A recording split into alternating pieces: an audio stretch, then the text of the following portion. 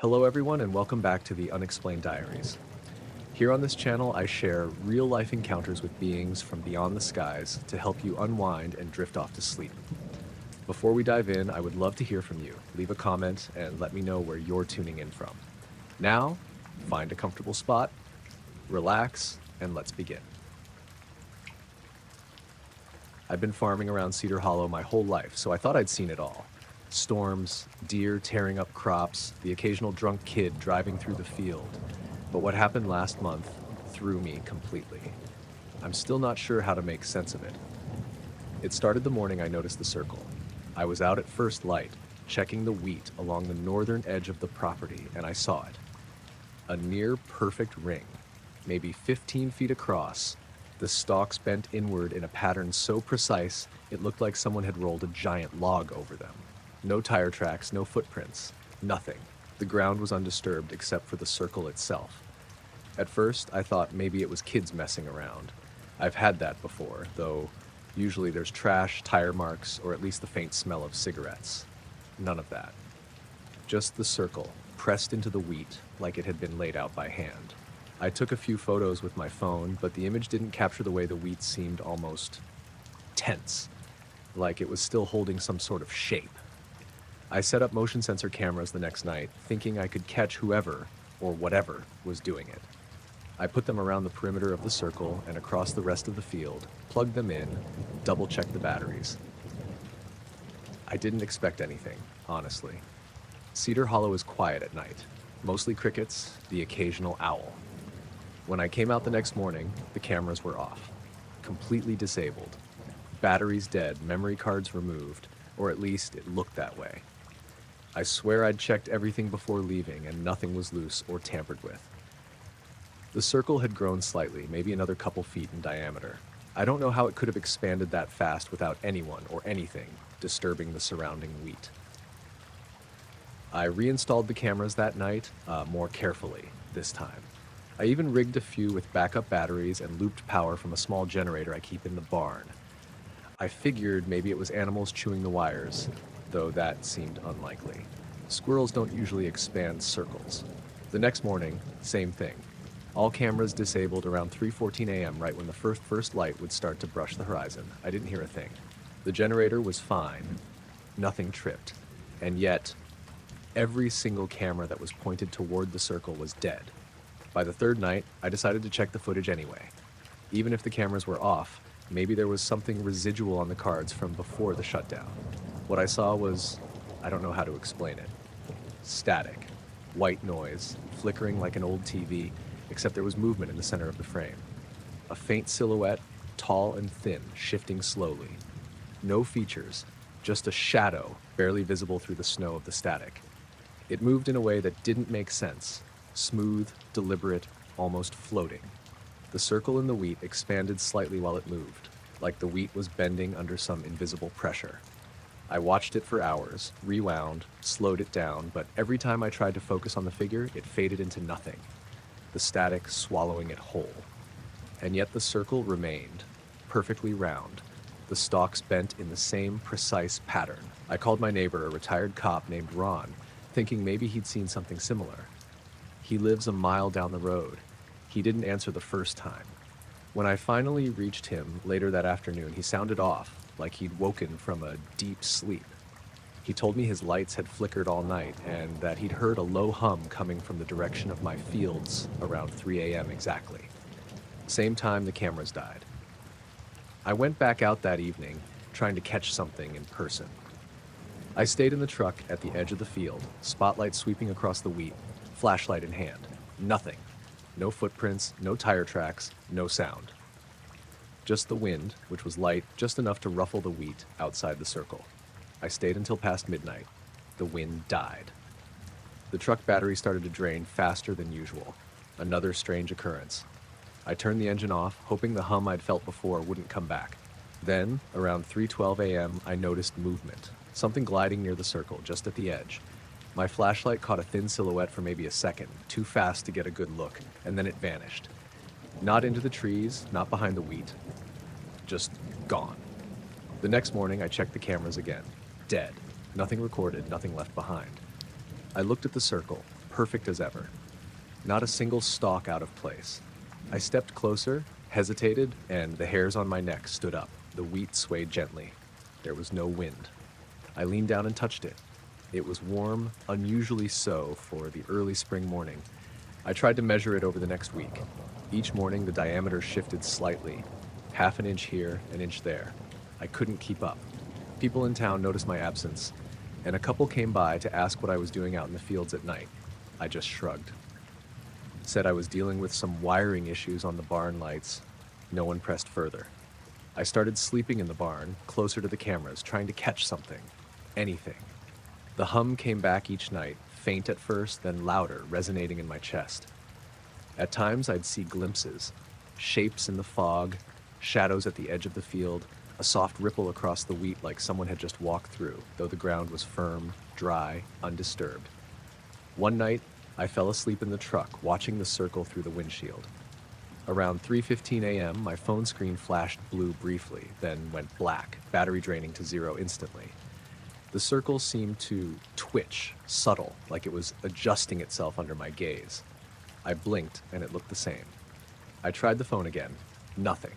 I can't explain any of it. The cameras, the hum, the silhouette, the way the circle shifts slightly when I measure it. I can't even describe the figure properly. It's not human, but it moves like it is, and it's always just out of reach, always just at the edge of perception. Eventually, I had to stop watching every night. I couldn't sleep, couldn't work, and honestly, I started to feel like I was losing time. Some mornings I'd glance at the clock and hours had passed in a haze. No memory of moving, no sound of my steps. The circle is still there. I check it from the porch when I can. I haven't gone near it at night in over a week. The wheat sways gently, still no wind. And every time I try to tell anyone what's happening, I can see it in their eyes. They hear the words, but they don't believe. I don't know what's out there, if it's a person, a machine, or something else entirely. All I know is that the motion sensor cameras don't lie. Every morning, around the same time, something is in that field. Something that doesn't leave tracks, doesn't make sound, but leaves a circle behind and touches the air in a way that feels alive. I'm just hoping it doesn't decide to move closer.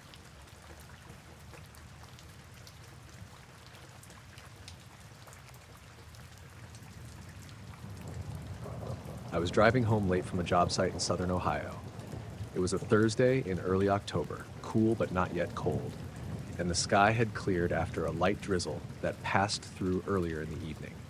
The air still smelled damp, and the road was slick in patches. I'd finished up later than expected, and by the time I left the little town of Wellston, it was after midnight. My route took me along a two-lane road that cut through stretches of farmland and woods, the kind of road where you can drive for miles without seeing another set of headlights. I wasn't tired yet. I'd had too much coffee around 9, so I had the radio low, just background noise, and my windows cracked enough to hear the insects outside. That's why it stuck out to me when, around 1 in the morning, I noticed the hum of bugs seemed thinner. Not gone completely, but quieter than it should have been for a warm night out there. A couple miles later, I came around a bend where the trees pressed close to both sides of the road, like a tunnel, and that's when I saw them. Off to my right, maybe half a mile ahead and just above the tree line, was a row of lights, 6, maybe 7, lined up in a perfect horizontal line. They weren't beams, not like a searchlight. They were solid points, white with the faintest bluish tint, steady and unblinking.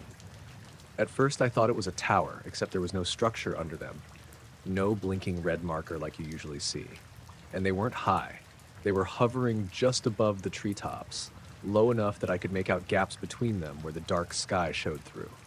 I slowed the truck and kept watching, half expecting them to vanish or resolve into something ordinary. But they didn't move. They just hung there, silent. When the road opened into a stretch of flat ground, I pulled over onto the gravel shoulder. My headlights lit up the wet weeds and a barbed wire fence, and beyond that was just dark pasture running into the woods. The lights were still there, straight across, maybe 100 feet above the tallest trees. I killed the engine so I could hear better. That's when it hit me how quiet it was. No crickets, no night birds. Even the breeze seemed to have dropped. I remember thinking it was like someone had muted the world. I reached for my phone, which was sitting in the cup holder. My hands were shaking just enough that I fumbled unlocking the screen. I brought up the camera, pointed it through the windshield, and before I could snap the picture, the lights blinked out. Not one by one, not like they drifted away, just gone. The darkness over the trees was total. I sat there frozen, staring at where they'd been. The silence stretched out. I thought maybe they'd reappear, but nothing. Just that damp smell of earth and the faint pinging sound of the engine cooling under the hood. After a minute, I turned my phone flashlight on and stepped out. I don't know why. Maybe I wanted proof I hadn't imagined it, some angle where I could see them again. I walked to the fence and shined the light toward the pasture, but the beam didn't reach far before the dark swallowed it. I could see the tree line clearly, though. Nothing moved. I stood there longer than I meant to, waiting for something to happen, my ears strained for any sound at all. When it finally came, it startled me so bad I almost dropped the phone. A single crow croaked from somewhere back in the woods. Just one. Then nothing again. I climbed back in the truck and sat there with the doors locked, phone in my lap, headlights still off. My own breathing sounded too loud. I don't know how long I waited like that. Long enough that the windows fogged a little. Finally, I started the engine. The sound was harsh after that long silence, but it grounded me. I put the truck in gear and pulled back onto the road, keeping my eyes fixed ahead. I drove slower than usual, scanning the tree line in case the lights came back. They never did. But about 10 minutes later, I noticed something else. My radio had been on before, low volume, tuned to a classic rock station. When I left the job site, it was playing normally. But when I reached to turn it up again, there was nothing but static. Not the sharp hiss you get when you're between stations, either. It was a flat, steady crackle, almost like rushing air. I checked the dial, thinking maybe I'd knocked it somehow, but it was still set to the same station. I scanned across the whole band, and every frequency was the same, just that rushing static. I switched it off. By the time I hit the next small town, the static was gone and the stations came in fine. Streetlights, the glow from a gas station, a car pulling out ahead of me, normal things. But when I stopped to fill up, I couldn't shake the feeling that something had followed me those last miles. I got home around 3. I didn't sleep right away. I just sat at the kitchen table with the phone in my hand, scrolling back through my photos like maybe I'd find a picture I didn't remember taking. There wasn't one. The strangest part is how my memory of the lights feels. Clear, sharp, like I can still see the exact spacing between them. But everything around it, the drive after the gas station, even unlocking my front door, feels hazy, like it all happened underwater. I don't know what I saw out there. All I know is it wasn't a tower or a plane or anything I can explain. And the silence, when those lights went out, that's what stayed with me the most. Like the whole world held its breath until I drove away.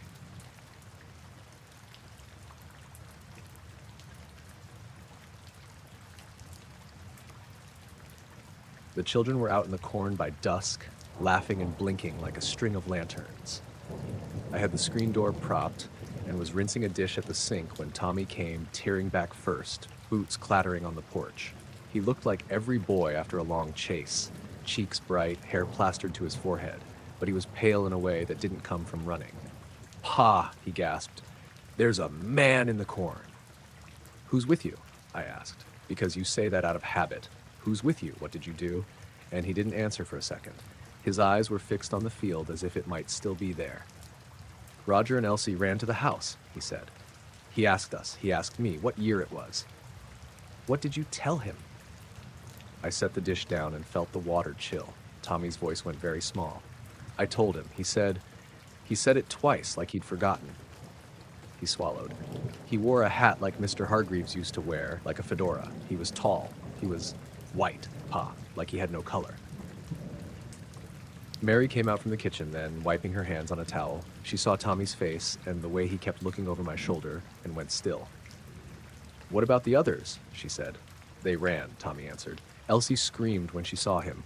He didn't shout or anything. He just said, "What year is it?" and smiled. We looked at each other the way you do when something small has gone wrong and you are trying to find the sensible place to put it. The light had that thin quality right after the sun drops. The corn rusted to a darker green, the fireflies beginning again. I put my cap on and grabbed the lantern from the porch rail. "Stay here," Mary said to the children, though she didn't sound as sure as the words were supposed to be. I stepped into the field and took the rows, lantern held out so the light made a pale trail on the stalks. The corn husks whispered against each other. The faint smell of river muck and the general late summer sweat of everything out there filled my nose. I called, "Hello?" Low, the way you do when the place is supposed to be empty. My voice came back thin. The place where Tommy and the others said they'd been was a little wedge of flattened corn by the second row. The stalks lay like a small hand had smoothed them. It wasn't a big patch, only a few paces, but the way they bent was wrong, neat, not trampled. You could still see the dew on the leaves, and there were no footprints to speak of in the loam. When I knelt down, the dirt was dry on the surface, not like it's been pushed around by boots. There was a faint smear on a leaf, something like dust in a light crescent. I walked the rows for a while, calling the children's names. The sound of the lantern came back to me as if I were far away. The fireflies made a patchwork behind me, and a beetle clicked somewhere. At the edge of the field, near the old fence, Roscoe's ears pricked, and he gave one short bark. He didn't want to go in the grass. He wouldn't go. Roscoe is not a nervous dog. He does not usually decline a walk. I went back to the house when the children wouldn't calm down, and Mary kept telling them to go inside and wash their hands. We tried to make light of it.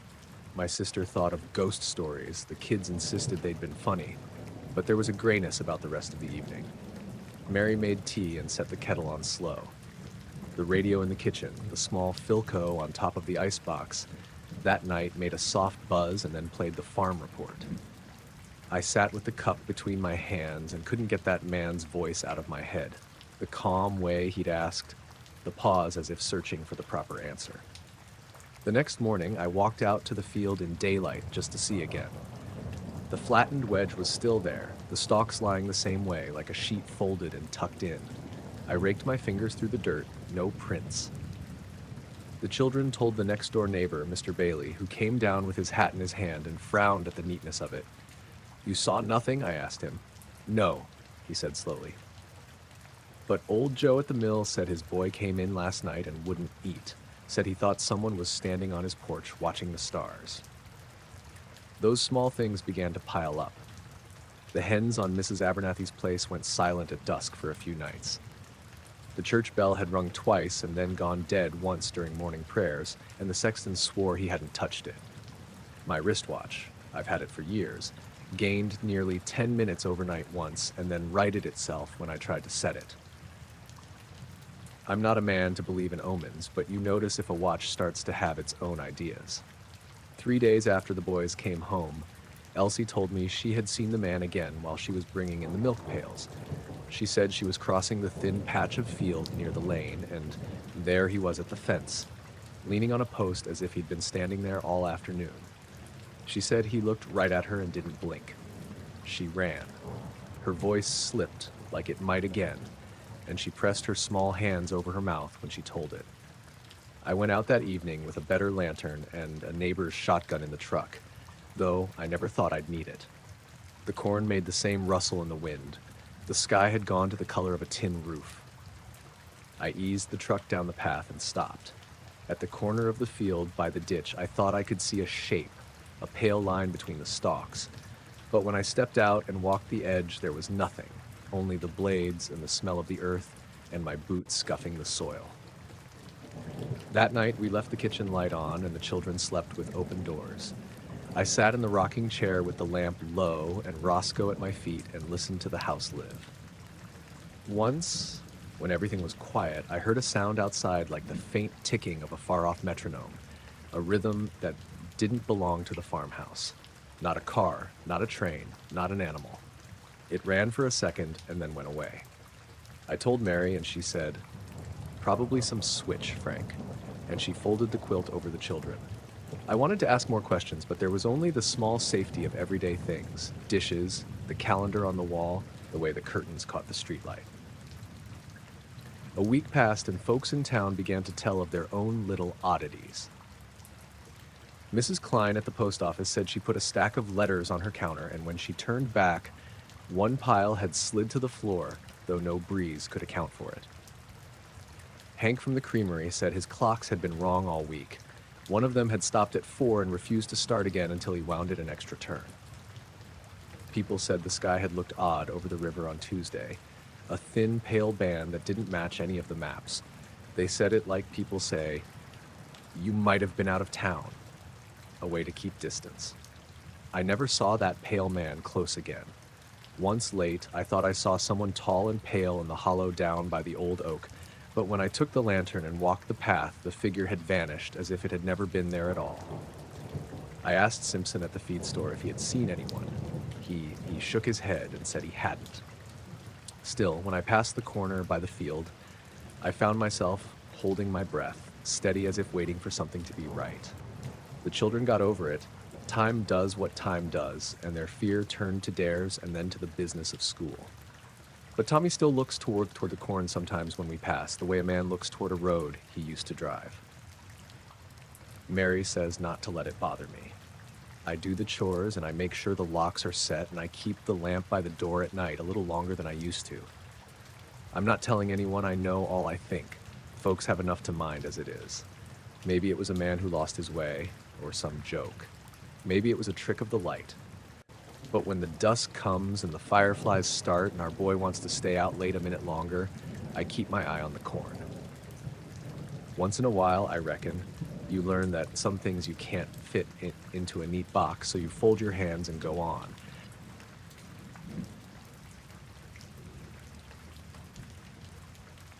I was working third shift security at a mid-rise office building on Euclid Avenue, right near East 9th. Not the nicest building in the world. Mostly insurance offices, a dentist, and some kind of logistics company that always smelled like printer ink.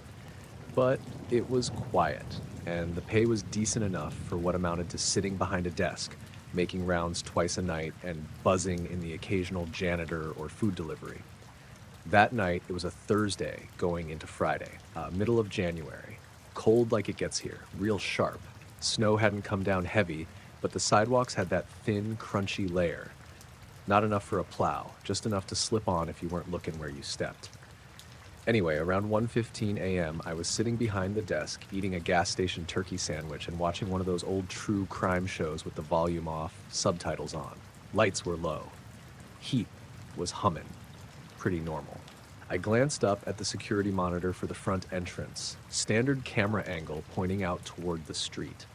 You could see the glass of the door, the sidewalk, and then across Euclid, the old 5-story parking garage that hadn't been in regular use since the pandemic.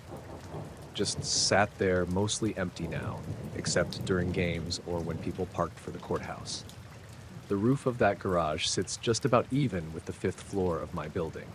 I didn't notice it at first, but something caught my eye. A little motion on the roof of the garage, barely there. I figured maybe a bird or a raccoon. But the more I looked, the more I realized it was just sitting there. This dark shape, low to the surface, maybe 3 or 4 feet tall at most. Not big, but it wasn't moving like anything alive either. It just sat there, almost tucked in behind the little concrete guardrail. Could have been a trash bag or a coat, I guess, but something felt wrong, off. Curiosity got the better of me, so I went into the stairwell and climbed up to the 5th floor break room. There's a big window there that looks right across to the garage roof. It was still there, sitting almost center on the roof, about 20 feet back from the edge, black or dark gray.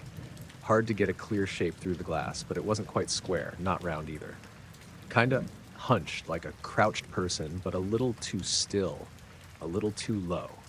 No movement, not even a shiver from wind.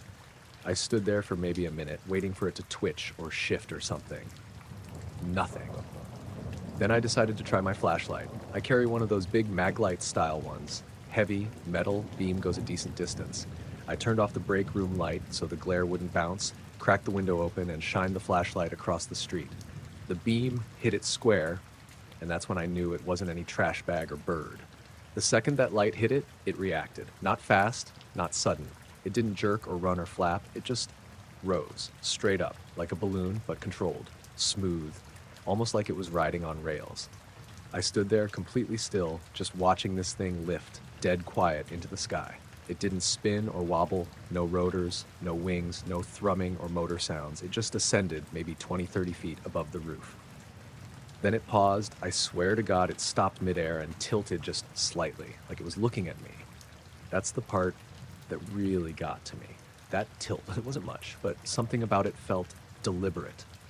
After that, it kept going, slid upward into the low-hanging clouds and disappeared. The whole thing lasted maybe 15 seconds. I stood there for a lot longer than that, trying to make sense of it. I even shined the flashlight around, like maybe I'd see it on another roof or higher up. Nothing.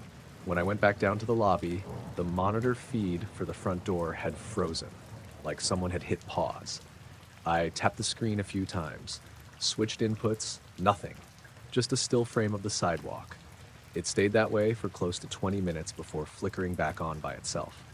Around 2, the janitor for the 3rd floor came in, Maria, and I didn't say anything to her. I didn't really feel like trying to explain what I'd seen. At 3:20, I did my second round. Nothing unusual inside the building, but when I got to the top floor, I went back to that break room window. The garage roof was empty. But here's the part I don't like to think about too much. On the snow covering that garage roof, there were no prints, no marks, just clean, unbroken white. Except for one thing, right in the center where that thing had been, there was a perfect round patch of bare concrete, maybe 3 feet across, like the snow had been melted or pushed away, but no pileup around the edge. Just gone. No dripping, no scatter, no disturbance, just a circle of clean roof. I watched that patch for a long time, maybe 20 minutes, until I started feeling dumb and cold. Nothing else happened that shift, or the next one. 2 days later, the patch was gone. Snow had come again, and it was all covered. I never saw anything like that again, but I did start noticing a few odd things after that. Random power flickers in the cameras, just for a second or two, and never consistent. A hum in the elevator that didn't used to be there, like a high-pitched tone just at the edge of hearing. And sometimes, if I'm being honest, I still glance at that rooftop from the break room. Not because I think it's coming back. I don't know what I think. I just can't stop looking.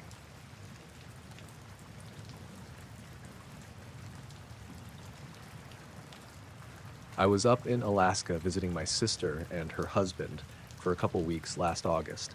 They're just outside of Palmer, not too far off the Glen Highway. I'd never been up that far north before, not even close. I'm from around Temple, Texas, born and raised. I'd seen pictures, of course, but being there in person was something else. Everything was bigger, quieter, cleaner. Even the way the air smelled was different. I'd wake up and just stand on their porch for 10, 15 minutes breathing it in like it was medicine. One afternoon, about a week into the trip, my brother-in-law, Jack, asked if I'd help him gather some deadfall out past his neighbor's property. He heats mostly with wood and wanted to get ahead for winter. It'd been rainy the day before, but the sun came out that morning and things were drying up enough to walk the woods without sinking into muck. We headed out a little before 3, him with the chainsaw and me hauling a tarp and a hatchet just in case. The spot was maybe half a mile back from the road, down a little ATV trail through spruce and alder. Ground was soft but manageable, mostly moss and roots. We took our time, stopping here and there to check logs for rot or bugs. About 30 minutes in, we found a good patch, dry, fallen stuff, and got to work. Nothing weird yet. Just birds, wind through the trees, the occasional squirrel cussing us out. It wasn't until we were wrapping up that something felt off. I remember Jack paused while cutting through a decent-sized trunk. He shut the saw off and tilted his head like he was listening. I didn't hear anything right away, just quiet. Then I caught it too. This low humming sound. Not like a plane, not that loud or high-pitched. It was softer, kind of muffled, like it was behind a wall or under the ground, but it was definitely there. It went on for maybe 10 seconds, then stopped. Jack looked at me, eyebrows raised. I shrugged. Could have been anything, I figured. Pipeline, maybe a snow machine way off in the distance. We didn't talk about it. 5 minutes later, we started heading back with a tarp full of split logs between us. That's when I saw it. Or I guess I should say, we saw it. We were maybe 20 yards off the trail, walking back the way we came, when I spotted something through the trees. I thought it was metal at first, shiny, curved, sticking up through the brush like a piece of a wrecked plane. I stopped and pointed it out. Jack squinted, dropped the tarp. We walked over, maybe 50, 60 feet through some thick undergrowth. What we found didn't look like any plane crash I've ever seen. The thing was half buried in the ground at an angle, like it had come down and just sunk into the dirt without much of a crater. No scorch marks, no broken trees. It was shaped kind of like a teardrop, or maybe a beetle shell, sleek, smooth, metallic, but dull, almost a charcoal color. No rivets, no seams, no writing. Just one long, curved shape, maybe the size of a pickup. Not huge, but not small either. It didn't smell like fuel or oil. Didn't smell like anything, really. Jack didn't say a word, just stared at it. I walked around to the other side and noticed what looked like a crack or seam running partway down the middle. I didn't touch it. Neither of us did. The weirdest part? There was no sound. The forest went quiet. No birds, no bugs, not even the wind. After a minute or two, I said we needed to report it. Jack nodded, kind of slow, like he wasn't all there. We marked the spot with one of his gloves on a branch and headed back to the house. The whole way out, I kept looking over my shoulder. Jack called the troopers first, who bounced him to the FAA, who bounced him again. Eventually, someone gave him a number for some government agency. I didn't catch the name. And within a couple hours, 2 men showed up at the house in a dark Suburban. No plates. I remember that because Jack pointed it out to me before they pulled in. The guys were dressed like surveyors. Khaki pants, black jackets, no logos. Polite enough, but they didn't introduce themselves or shake hands. Just asked where we'd seen it and if we could take them there. So we did. It was around 7 by then. Still light out, just starting to turn golden. We hiked back in, same route, same trail. Took about 20 minutes. I was nervous, heart thumping the whole way. Not scared exactly, just off. We got to the spot where we'd marked the tree with the glove. It was gone. No metal, no shape, not even a dent in the ground where it had been. Just a patch of moss and leaves like nothing had ever been there. The branch we'd left the glove on was snapped clean off and lying on the ground. I stood there, just staring. Jack didn't say anything. One of the government guys walked the area with a little device in his hand that looked like a radio or scanner. No beeping, no reaction, just him sweeping back and forth like he was doing a job he didn't care about. The other guy asked us again to describe what we saw. Jack did most of the talking. I chimed in here and there. They didn't react, just nodded, jotted notes on a little pad. Never once looked surprised.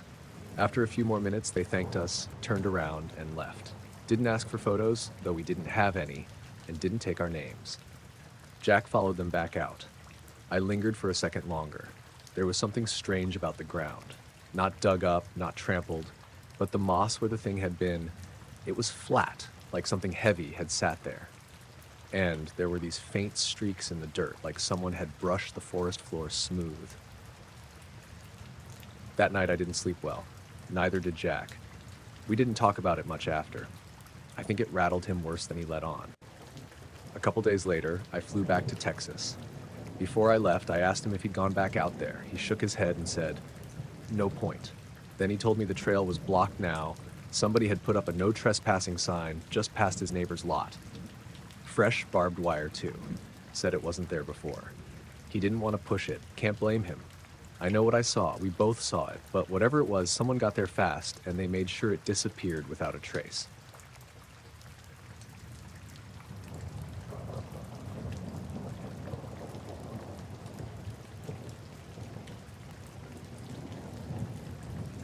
I was working the overnight shift at the weather station out by the Sangre de Cristo Mountains.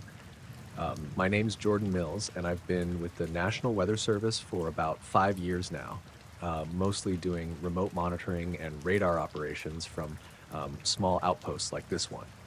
This particular station sits on a ridge about 10 miles east of the mountain range itself, pretty isolated. Closest town is over an hour away, and the kind of place where if something weird happens, you're the only one around to see it. That night, it was late April, maybe around 10 p.m., and I was running my usual scan on the Doppler radar. The job is mostly routine, checking for precipitation, wind patterns, that kind of thing. But a few hours earlier, I'd noticed something strange on the screen. There was this huge stationary mass hovering over the northern part of the Sangre de Cristo Range. At first, I figured it had to be a glitch or some sort of interference, but I kept watching. It wasn't moving, and it wasn't weather. No rain, no snow, just a dense, well-defined shape sitting there. I couldn't tell if it was cloud or something else. I tried adjusting the frequency and recalibrating the radar, but the shape stayed consistent, sharp-edged. It was unlike any formation I'd ever seen, Mike, and I've tracked everything from thunderstorms to dust devils in my time. It covered an area at least 5 miles across, too big to be a plane or bird flock, and it wasn't on any satellite images. Around midnight, the station's old landline phone rang. I almost didn't answer it. Calls this late were usually from dispatch or maintenance, but something about the ringing made me pick up. A man's voice came through, low and calm. "We need to come by your station. It's regarding the equipment." I asked who was calling, but the line went dead before he answered. No caller ID, no trace. I shrugged it off and went back to the radar feed, but I was uneasy. The thing on the screen hadn't changed at all. Around 1:30 a.m., there was a knock at the station's front door. I wasn't expecting anyone, and no visitors were allowed without clearance. I checked the security cameras. 2 men were standing outside. Both looked similar. Tall, mid-40s maybe, wearing identical black coats that looked too clean for a mountain outpost. Their hair was slicked back, and their expressions were unreadable. I hesitated, but opened the door a crack. "Good evening," one said evenly. "We're here to calibrate your radar." I told them I wasn't authorized to let anyone in, especially at this hour, but they showed some kind of badge. I couldn't make out the details, but it looked official. No logo I recognized, just an embossed seal. They didn't say much after that. I let them inside because arguing in the middle of nowhere felt pointless, especially when they seemed prepared to do this quickly. They moved straight to the radar console and started pressing buttons. I watched, trying to keep track of everything they did. It didn't look like standard calibration to me. They typed in sequences I didn't know, adjusted frequencies, and rerouted the data. They stayed quiet, except for the soft hum of the equipment. After about 20 minutes, they finished and packed up without a word. They gave me a nod, then left just like they came. No small talk, no questions. I locked the door behind them and tried to check the radar again. The huge stationary mass was gone. The rest of the night passed without incident, but something felt off. The air inside the station was stale, and the screens flickered a bit. I checked the system logs to see what they'd changed. That's when I realized the logs from the past 8 hours were missing, not deleted, just gone. The system acted like the data never existed. I double-checked the backup drives. Empty. Empty. I asked dispatch if they had records. They did, but nothing showed up for our station's radar during that time. When I called my supervisor the next morning to report what happened, he acted confused. Said no one authorized anyone to enter the station, and no one had seen any visitors on security feeds. I told him I'd seen them with my own eyes, but he told me to document it and move on. Later that day, I drove to town and grabbed coffee at the diner, trying to shake off the feeling. I mentioned the missing logs to a couple locals, but none had noticed anything unusual in the sky or around the mountains. I kept watching the radar after that night. No sign of the shape reappearing. The equipment worked fine, except for the missing logs. Sometimes late at night, I still check the skies toward the Sangre de Cristo range. The radar never shows anything like that again. But every once in a while, when the wind is calm and the air feels thick, I swear I hear that low hum again, like the station itself is remembering.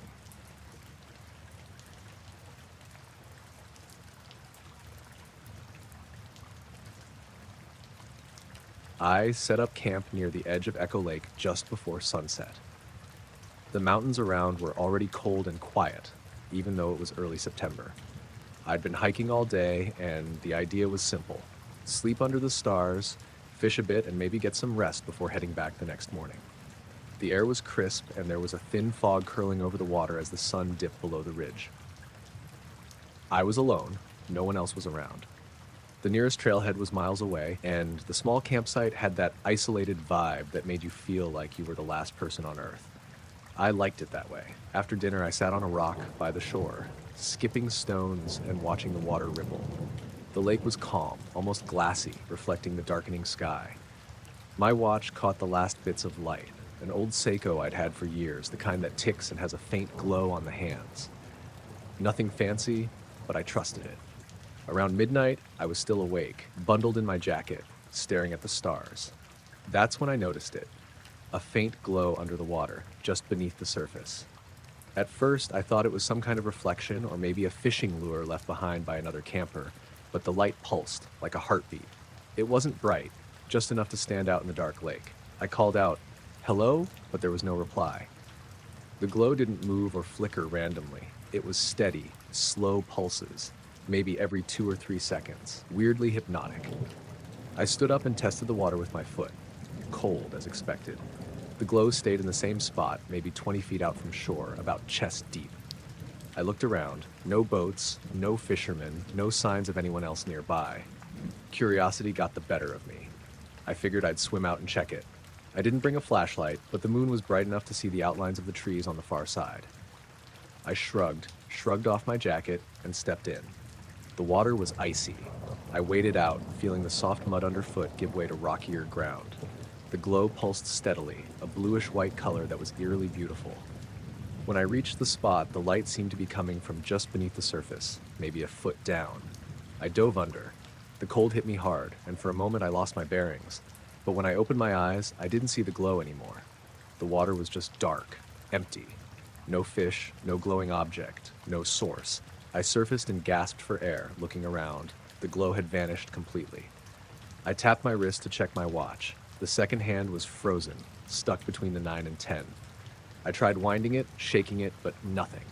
It was dead. I blinked, feeling a sudden wave of unease, like something was off, but I couldn't say what. I climbed out, wrapping myself in my jacket, rubbing my arms to warm up. I checked my phone. No signal, of course. I wasn't expecting any here, but something about the silence felt different, like the night had gone from peaceful to watching. I sat back down on the rock, shivering more from the feeling than the cold. The lake was still again. No glow, no sound except for distant wind through the pines. I tried to shrug off the weirdness, telling myself it was probably some natural thing, a bioluminescent algae maybe, or a fishing lure with a light that died when I dove in. But then I noticed something else. My legs felt numb. I looked down and my skin was covered in tiny, faintly glowing dots, almost like the bioluminescence had stuck to me. They didn't hurt, but the sight made me uneasy. I rubbed them off, but more appeared. I felt a chill run up my spine. I tried to stand, but my legs wobbled like jelly. The numbness was spreading. I sat back down, heart pounding. That's when I noticed the sky. It wasn't the same sky I'd looked at before. The stars had shifted, like the whole night had jumped forward or changed. I checked my watch again. Still dead. I pulled out my phone to check the time. It said 3:14 a.m., but I had no idea how long I'd been out there. The battery was low, but it still worked. I tried to get up and walk back to camp, but I kept stumbling. It was like my body wasn't responding right. The numbness was creeping higher. I sat on the ground and tried to stay calm, breathing slowly. Then I heard a faint humming, low and steady, coming from beneath the lake. I looked toward the water, the surface rippling slightly as if something moved under it. The moonlight shimmered on the ripples, but no more glow. The humming got louder, but it wasn't harsh or scary. It felt almost soothing, like a strange lullaby. I closed my eyes for a moment, and when I opened them, the numbness was gone. My limbs felt normal again.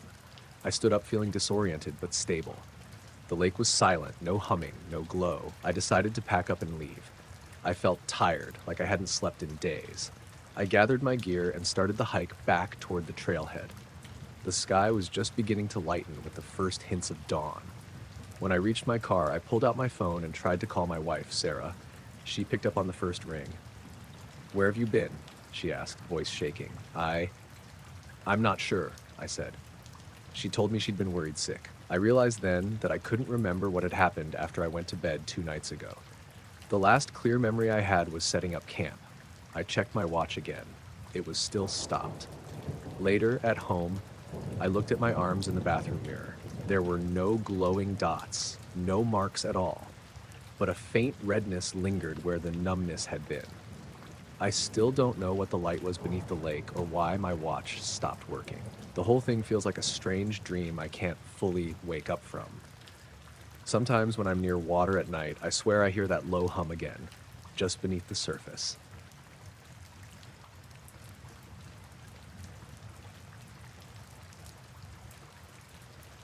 I was having my first cup of coffee out on the back porch when I saw the trees move. It was nearly 5 a.m., late April, and a damp fog had rolled in overnight. I'd woken up early to check on the generator. Spring storms can knock out power, and decided to sit outside for a bit before daybreak. The air was cool, almost chilly, but I didn't notice any breeze. Not a whisper of wind, not a rustle in the underbrush. Then I saw the poplar in the northwest corner tip over, just enough for me to catch it in the corner of my eye. I thought it was my imagination, or maybe an animal brushing against the trunk. But the second poplar swayed, then the birch behind it, and oddest of all, the wild apple near the fence line bent forward, then back, in perfect unison. I set my mug down and leaned forward on the railing. Fog curled around the rail posts, pooling in the yard, but no wind stirred it. I watched the line of trees for a full minute, thinking maybe a deer herd was crashing through undergrowth, but the leaves only quivered, no branches cracked, no deer leapt. I stood up, heart thumping. The generator was a quarter-mile away, down by the road, so there was no moving machinery to kick up a breeze. The fog was holding still, thick enough to dampen sound. I heard my own breathing, and nothing else. I grabbed my flashlight and stepped off the porch, my boots making soft clicks on the wood. I scanned the yard, empty. Then I walked down the steps and paused at the edge of the grass. The trees were still bending, now reaching almost 10 degrees to the south, then righting themselves, over and over, like a silent wave running through the row. My flashlight beam cut through the fog. All around, the yard was mine alone. Mowed grass, flower beds, the old metal swing set that squeaked only if you pushed it. Tonight it was motionless. Only the trees moved. I took 3 slow steps forward and swept the light across the field beyond. The pasture was half flooded this time of year, reeds and cattails poking out, reflections of the porch light rippling in shallow water. I stayed at the fence line, hands tight in my pockets, my breath fogging out in a little cloud. That's when I saw it, just past the orchard, hovering maybe 40 feet above the ground. A matte black shape against the gray sky, perfectly still. It was squat, like a flattened oval, maybe 30 feet across. No lights, no seams, nothing that looked mechanical, just a silhouette with smooth edges. I swallowed and steadied the flashlight. I clicked it off. Total darkness, but I could still make out the shape. It wasn't glowing, only darker than the fog behind it, like a hole in the mist. I closed my eyes for a second and opened them again. Same spot. I stepped off the grass into the wet soil, boots sinking a bit, and held the beam at waist level. The flashlight caught no detail, just a matte finish that absorbed the beam. No reflection. I called out, "Hello?" but my voice was swallowed by the fog. My own echo, distant. The shape didn't move. The trees continued their silent sway behind me, but this thing was rigid, anchored in place. I felt the hair on my arms rise, and I forced my legs not to shake. My logical brain flickered on, maybe a clump of low cloud hanging there, or a weather balloon caught on currents. But it was too solid looking, too defined, no wisps or drips. I pointed the flashlight down at the grass, then back up. It was still there. I raised my hand and wiped condensation off the beam lens. Still there. I backed up 2 steps, and the shape stayed the same size, the same height. No perspective change. It hung like it was following me, but I didn't feel followed. I felt watched. Then as I looked, it jerked upward. Not climbed or drifted, shot straight up. The world went quiet for a moment, then I heard it. A low hum, like distant machinery warming up, growing louder and lower in pitch as the shape rose. In 2 seconds, it was gone, just a blank curtain of fog and sky where it had been. The trees stopped moving immediately. The wind, or whatever motion had been running through them, cut out. Total stillness. I stood there blinking. The fog thinned a bit in the first light, like showing distant hills, ordinary farm buildings. My flashlight beam swung back to the spot, revealing only branches, dew, damp earth. No scorch marks, no swirling mist, no disturbance beyond a slight indentation in the reeds where I'd stood. I turned and sprinted back to the porch, boots slapping the boards, pulled the door shut, double-checked the deadbolt. Inside, I flicked on every light. Kitchen, living room, bedroom, hallway. The house felt too bright and too small. My heart wouldn't slow. I stared out each window at the yard, expecting to see the shape reappear, but the trees stood motionless, the fog retreating toward the woods. I tried the TV, radio, my phone. No news, no weather alerts, no missed calls. My neighbor's light was off. No chance he'd seen anything. I could still hear the soft hum in my ears, like a tuning fork vibrating somewhere in my skull. I made a pot of coffee and sat at the kitchen table, hands wrapped around the mug. Dawn was breaking, pale and pink. The fog bank lifted enough to show stable rows of poplars and birches, the orchard's budding buds, the swing set's chipped paint. Everything looked normal, but I couldn't believe it. Over the next hour, I kept glancing out the windows. At first light, the yard looked peaceful, familiar. Then I saw it. A 5-foot patch of ground beneath where the shape had hovered. Grass flattened flat, reeds bent in a perfect circle around it. Not scorched or burned, just pressed into the mud, like someone had pressed a giant cookie cutter straight down, then lifted it. I grabbed my coat and flashlight and hurried outside to mark it. The circle was roughly 15 feet across, clear outline, no footprints in it. I kicked at the edge with my boot. Soil was damp but not waterlogged, tufts of grass sprouting sideways. No sign of digging. It was exactly level with the rest of the field. I stood there for a long moment, flashlight dangling. The morning air felt different, thinner in my chest. I turned and walked back to the porch, leaving the circle untouched. I didn't tell anyone until much later. I mowed the lawn that afternoon, trimmed branches, dead-headed flowers. Routine work to make the yard look no different than before. At dusk, I sat on the porch again, coffee in hand, rain clouds gathering over the ridge. I watched the wind pick up, hearing the leaves tremble, feeling the world tilt back to normal. But every now and then I think of that black oval slipping upward, of the trees swaying with invisible fingers, of the circle pressed into the grass. And I wonder if next time I step out at dawn, I'll see something hovering just beyond the fence, waiting for the world to still itself again.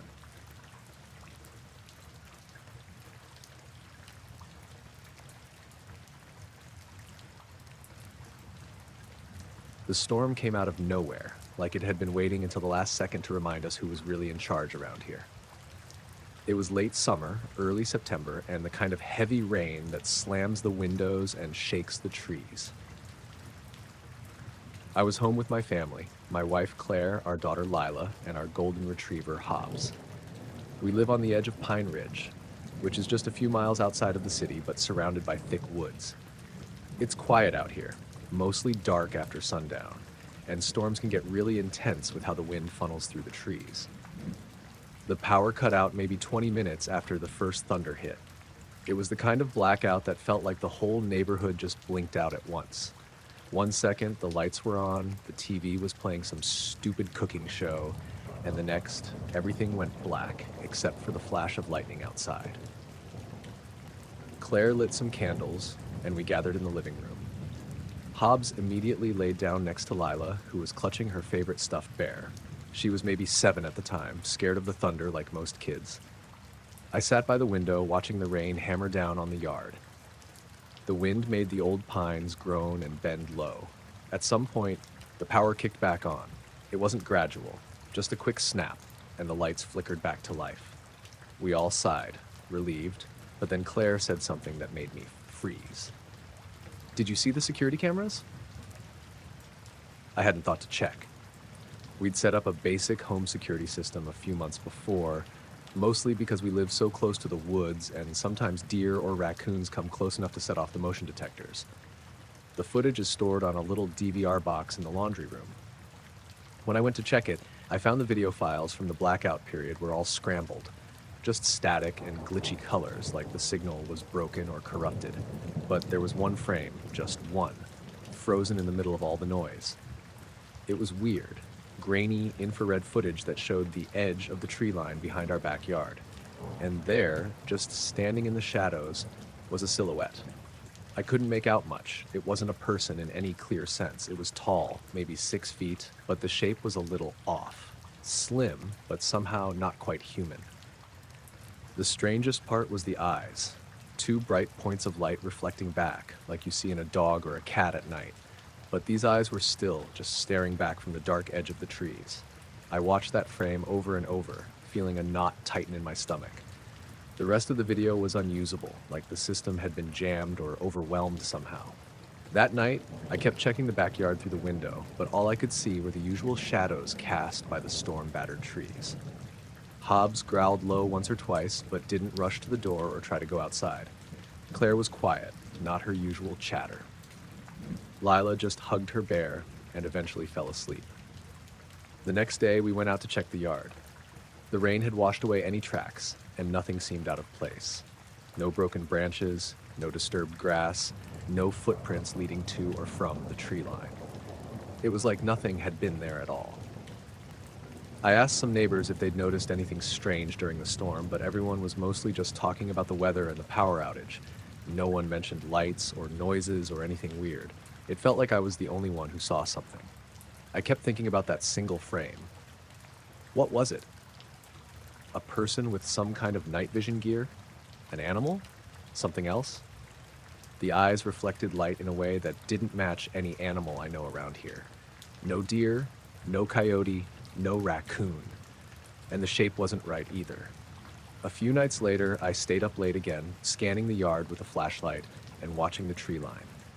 Hobbs was restless, pacing near the door. I thought I caught a flicker of movement just at the edge of the woods, but when I shone the light, nothing was there. The weirdest part was the silence. Usually at night, the forest is full of sounds. Crickets, frogs, the wind through the leaves. But that night, it was dead quiet, like the world held its breath. I don't know why we didn't call the cops or anyone else. Maybe because there was no proof, just a weird image on a camera no one else could see. Maybe because I didn't want to believe it was something that didn't have a simple explanation. Claire suggested maybe it was just some glitch, something caused by the storm messing with the cameras. But the way the eyes looked, like they were watching us, made me uneasy. Eventually, things went back to normal. The power stayed on, the cameras worked again. Hobbs stopped growling at night, but sometimes when the wind is right and the trees grown low outside, I find myself staring at the dark edge of the yard, wondering if whatever was there that night is still watching.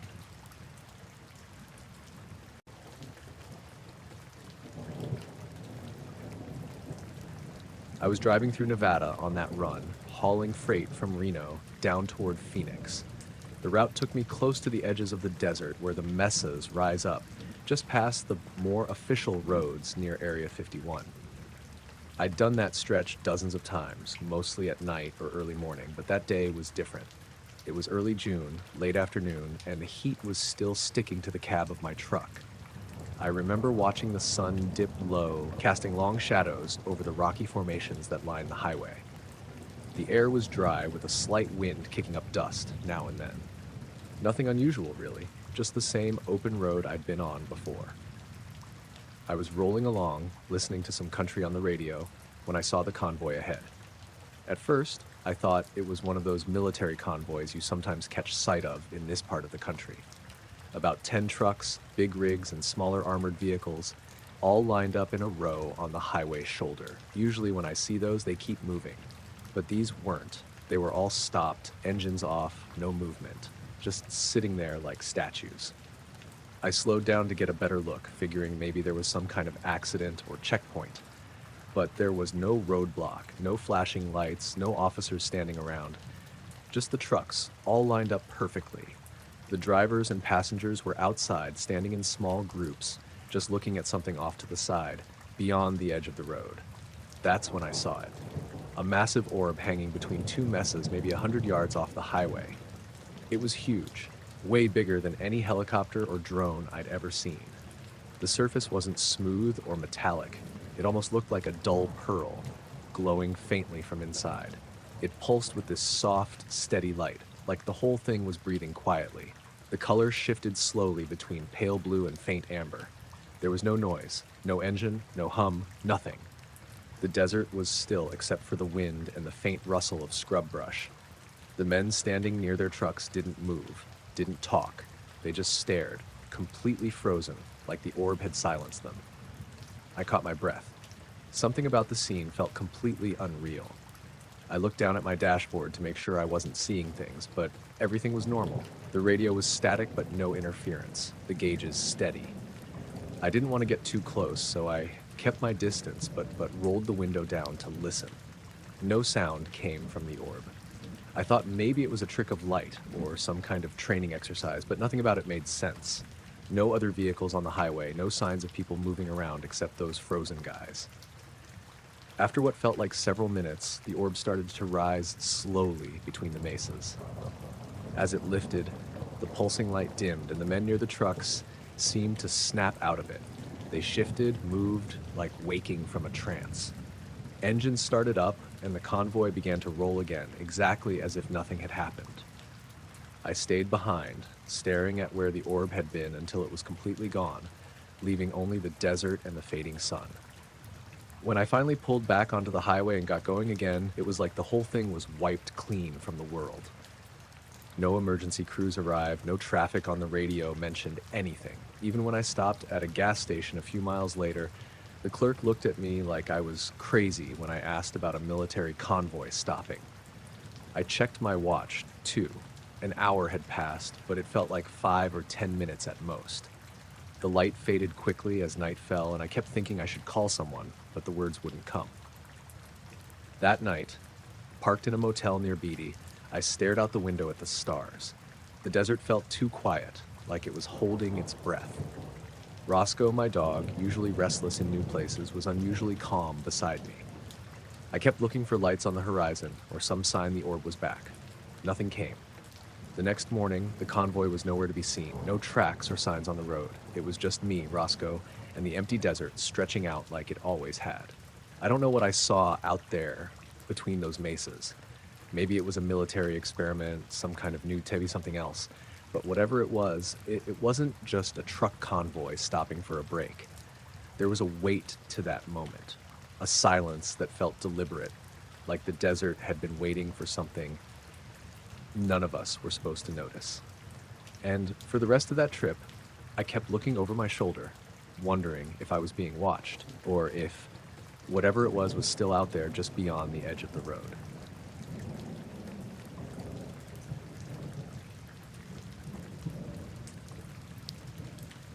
I don't know how to explain this right, but I'm going to tell it like it happened because I'm still not sure what to make of it. It started one morning last October when I was out fishing on Clearview Lake. That's a small, quiet spot in northern Minnesota. Not much around it except woods and a few cabins scattered here and there. I've been fishing there since I was a kid, and I know that lake pretty well. I was out early, just before dawn, rowing my old aluminum boat. The water was glassy calm, and there was this thick fog rolling in, kind of sticking close to the surface. The kind of morning where everything feels muted, like you're in a dream. I had my fishing gear and my GPS mounted near the bow, a little handheld Garmin I use to mark good spots and make sure I don't get turned around in the fog. I'd been out maybe an hour, drifting toward my favorite spot near the northwest shore, when my GPS started acting weird. The screen flickered and then zoomed in on a little island that I'd never heard of. It showed up as a perfect circle, maybe 200 feet across, right in the middle of the lake. I thought it was a glitch at first. Clearview doesn't have any islands that I know of. I checked the map on the GPS, and this island wasn't there at all. I even pulled out my phone and looked it up on Google Maps once I had service later, but no island anywhere near that spot. Curious, I rowed toward the spot. The fog was thick, making it hard to see more than a few dozen feet ahead. The GPS kept the island marked as I moved closer, but the lake looked just like always. Flat water, no sign of land or any shape breaking the surface. I circled the area for a while, watching the GPS. The island was exactly where the device said it was, perfectly round and still on the screen. I kept expecting to see something, rocks, logs, debris, but there was nothing. At one point, I swear I thought I saw a dark shape just beneath the surface, but every time I looked closer, it vanished. Maybe it was just my eyes playing tricks with the fog. The strangest part was the GPS itself. As I got closer to the spot, the device started glitching more. The screen froze a couple of times, and then when it caught up, the island was gone. Just gone. The map was back to normal, showing open water. I sat back in the boat, rubbing my eyes, feeling dumb. I was about to call it a weird glitch and head home when my radio crackled with static. I carry a small marine VHF radio for emergencies, but no one usually uses channel 16 on Clearview. The static wasn't loud or continuous, more like a quiet hiss with faint, almost rhythmic pulses underneath. I fiddled with the knobs, trying to clear it, but it didn't go away. It was nothing like normal interference. It almost felt like the radio was picking up something deliberate, but I had no idea what. I didn't say anything over the radio. There was no voice or anything, just that weird static with a pattern I couldn't figure out. It went on for about 5 minutes, then suddenly stopped. That's when I noticed the fog had gotten even thicker. The air was cold and still, and the lake felt heavier somehow. Like it wasn't just water anymore. I checked the GPS again. It was acting normally, no sign of the island or any glitches. I started rowing back to the dock, but the fog was so dense I could barely see the shoreline I knew was right there. I kept my eyes on the GPS to make sure I wasn't drifting, but it suddenly flashed again. This time, the island reappeared.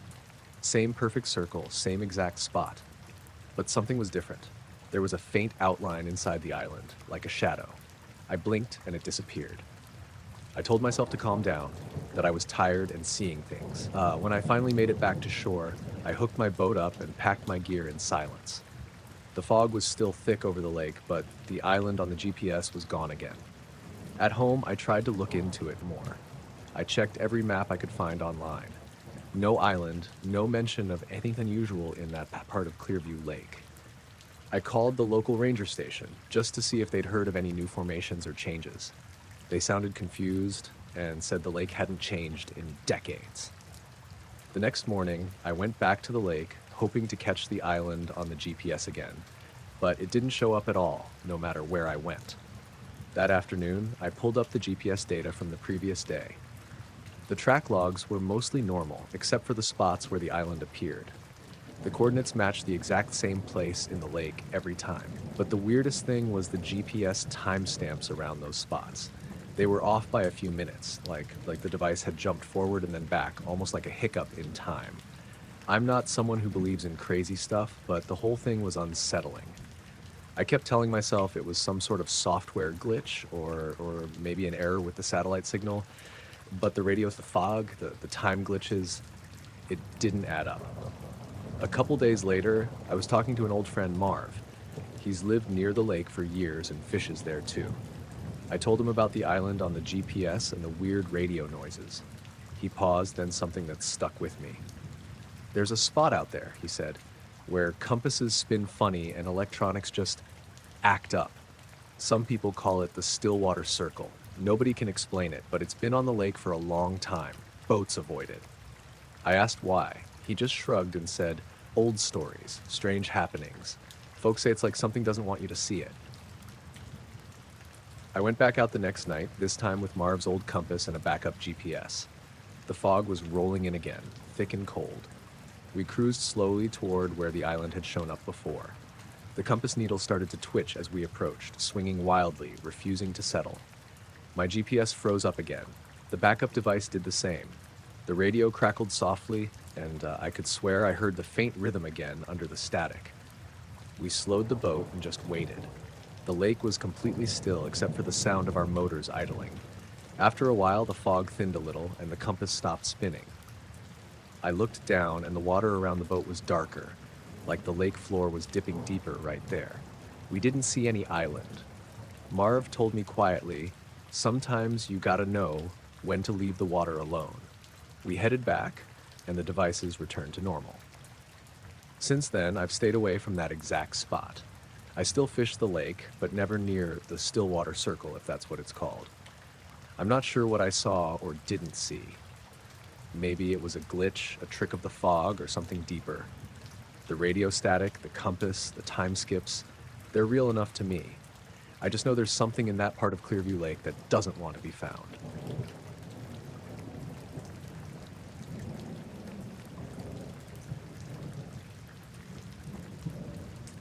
We were up at the cabin in late March. Still cold at night, snow lingering in the shaded parts of the ridge, but clear skies and dry roads made it manageable. My wife, Jeanette, had been asking to get up there before summer. She likes it best when it's still too cold for the tourists to come poking around, just us and the mountains. No cell service, no neighbors. Closest occupied house is nearly 3 miles down the gravel. We built the place back in '91. Nothing fancy. Single story with a covered porch, small wood stove, solar setup for lights. No TV, no internet. We bring books and a deck of cards. Jeanette likes her jigsaw puzzles. I do the cooking. We're both 70 now. Been retired a while. It was a Monday evening, I think, around 8:45. We just finished eating lentil soup and cornbread, and I stepped out to the porch with a mug of hot cider to listen for owls. I'm used to the sounds up there, wind through the trees like occasional coyote yipping down the slope. But it was real still that night. No breeze, no bugs. Moon not up yet, but the stars were bright. I leaned against the railing and scanned the sky like I always do. You get a view straight across the next ridge, miles of tree line, and that's when I saw them. 3 lights, small, pale yellow, moving west to east across the sky, just above the mountain line. They were in a triangle, not a perfect one, more like a scalene, and they kept that shape steady as they moved. Not fast, not slow, just smooth, no sound at all. At first I figured they were planes, but there were no strobes, no blinking, no color change, and they weren't in a flight path I'd ever seen. We get commercial airliners sometimes, way higher up, heading toward Denver. You can hear the rumble long before you see the lights. These didn't make a sound. I went back in and called Jeanette come look at dinner play. She grabbed her fleece and followed me out. By then, the lights had moved farther east, but they were still visible, still in formation. We both watched them until they slipped behind the eastern ridge. Took maybe 4 or 5 minutes total. Jeanette didn't say much, just asked if I'd ever seen anything like that before. I hadn't. Not quite like that. We stayed out another 10 minutes, but nothing else happened, so we went back inside. That should have been the end of it. But around 1:30 a.m., something woke me up. I couldn't say what exactly. No bang or crash, just the sense that something had changed. The cabin was dead silent, and Jeanette was still asleep beside me. I got up, pulled on my boots, and opened the front door. The porch was cold. My breath fogged. I stood there, letting my eyes adjust, and then I saw them again. Same 3 lights, same shape. But they weren't in the sky this time. They were lower, maybe just above the tree line across the narrow valley. I know how far those trees are. I could hike it in about 40 minutes. The lights were just hovering above the pines, not moving, not swaying. I watched them for a long time, 10 minutes, maybe longer. They didn't drift or change, just hung there. Then one of them started to dim, not flicker, dim, faded down to nothing over about 30 seconds. The other 2 stayed put. Jeanette came out in her robe and stood next to me. She'd woken up and saw I wasn't in bed. We stood there together in the cold, watching those 2 remaining lights. They didn't move. Then the second one dimmed, same as the first. That left just 1. It stayed there for what felt like forever. I remember because I started to feel the cold in my fingers, but I didn't want to go inside. Then that last light did something different. It blinked. Once. A slow, pulsing kind of blink. Not sharp, just a gradual fade out and back in. Then it slid sideways, maybe 50 feet to the right, and stopped. Then it blinked again, and after a few seconds, it dimmed out completely. We stood there another 20 minutes, just in case. But that was it. The next morning, I checked the snow on the ridge with my binoculars. No tracks. Nothing disturbed. We didn't talk about it much. We had coffee, did the crossword like usual. That afternoon, I walked down to the base of the ridge. It took the narrow game trail up to where I thought the lights had been. No signs of anything, no burn marks, no flattened brush, nothing. Nothing. We stayed the rest of the week, didn't see the lights again. But every night before bed, we stepped onto the porch and looked out at the ridge. And every night, the forest felt too quiet.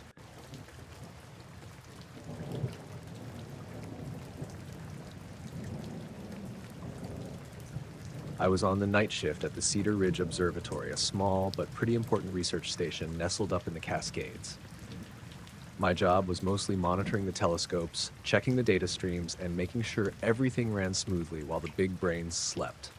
It was a quiet gig, mostly paperwork and occasional troubleshooting, perfect for someone who likes peace and hates crowds. The place sits on a ridge, miles from the nearest town, with nothing but trees and sky around. The nights out there are always dark. the kind of dark that lets you see every star in the sky if it's clear. This one night, the sky was crystal clear, no clouds, no haze. I remember that because it was unusual for spring, and the astronomers were excited about a particular set of observations. We had 4 telescopes online, each pointed at different parts of the sky. I was keeping an eye on the logs, running diagnostics, and jotting down notes when something odd happened. At around 1:15 a.m., the signal from telescope 3 just dropped. No warning, no error messages, nothing. The monitor went blank like the feed was cut off. I hit the reset button and tried to reconnect, but nothing worked. The connection just wasn't there. What creeped me out more was the last image captured before the blackout. It showed this blurry, shifting shape covering nearly half of the field of view, aka blotting out the stars. The blur was smeared like something moving really fast right in front of the lens. But there shouldn't have been anything near the telescope physically. It's housed in a locked dome, and the dome's security alarm was silent.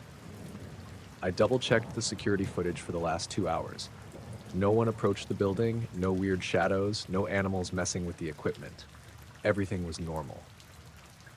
The cameras caught the usual raccoons scurrying by hours before, but nothing near the dome at the time the signal dropped. I called my coworker, Dana, who was in the next building. She wasn't on shift, but lives in the small cabin on the property and sometimes drops in at night. She said she didn't hear or see anything unusual. The place was too quiet. I sat back in my chair, staring at the frozen screen. I felt this chill creeping up my spine, even though the room was warm. I tried to shake it off. Then the power flickered, just for a second, enough to make all the monitors blink off and on. Nothing else seemed affected, just the observatory's equipment. I went outside for some fresh air. The night was so still, it felt like the forest itself was holding its breath. I looked up. The stars were bright, endless, but in one patch above the ridge, they seemed slightly dimmer, like a faint shadow crossing the sky. I blinked, and it was gone. Jasper, my border collie mix, who was resting in the kennel nearby, perked his ears and started growling low and quiet. He's usually calm at night, but something unsettled him. I walked down the path to check the power box. Everything looked normal. No blown fuses, no unusual readings. The blinking stopped. Back inside, I tried reconnecting to telescope 3 again. The feed remained dead. Then, the strange thing happened. My phone buzzed with a notification, an incoming text from an unknown number. I opened it. It was just a single word. Look. I checked outside again. The forest was still. Jasper was quiet now, but watching me closely. I didn't reply. I turned on the TV, tried to distract myself. Nothing on the news or weather report mentioned anything strange. Later, at 3 a.m., I heard a soft hum coming from the direction of Telescope 3's dome. Like a low vibration, almost mechanical, but steady and constant. I grabbed my flashlight and headed out, Jasper following. The dome was locked tight. No way anyone got in. The hum stopped when I got close. I checked the camera feed one last time and noticed the blurry shape on the last image wasn't random motion. It had a shape, elongated, almost organic, like a shadow cast by something moving just out of focus. I spent the rest of the night sitting there, half watching the sky, half watching the screens. No more blurs, no more signals lost, but the feeling lingered, like something had brushed past the edge of everything I knew. I packed up at dawn and drove home through the empty mountain roads. Jasper was quiet in the back seat. The next day, the observatory replaced the telescope's camera, but they never found what caused the blackout. I still don't know what the blur was, or why the power flickered, or why I got that text. But every time I look up at the stars now, a part of me wonders, what else is out there, just out of sight?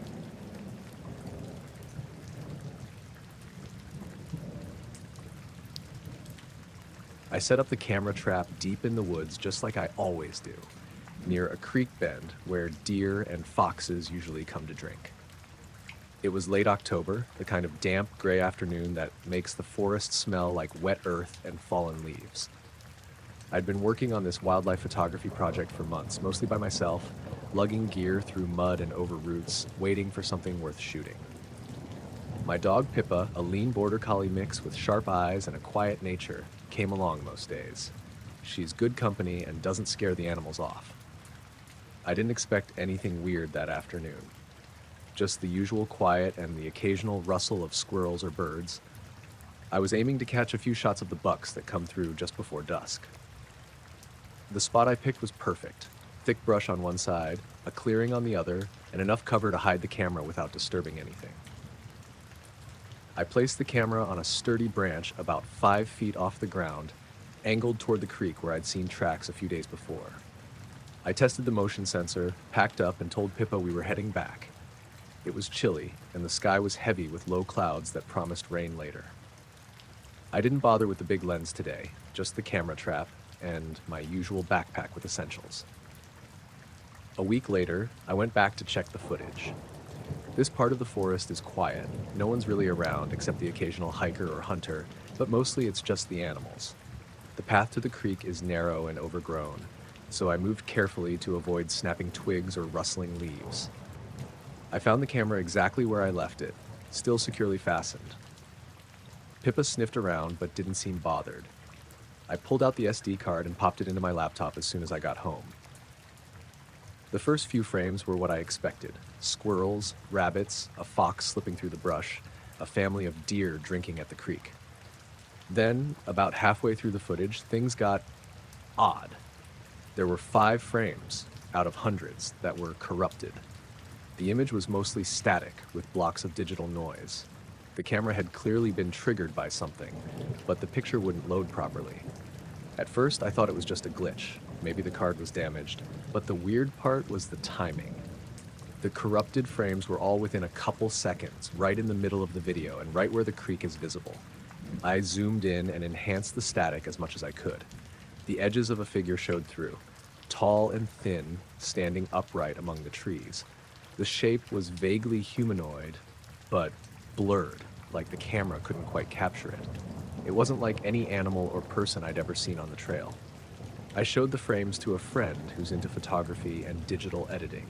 He said sometimes cameras mess up when something reflects light oddly or moves too fast, but he admitted this was unusual, especially since the rest of the footage was clean.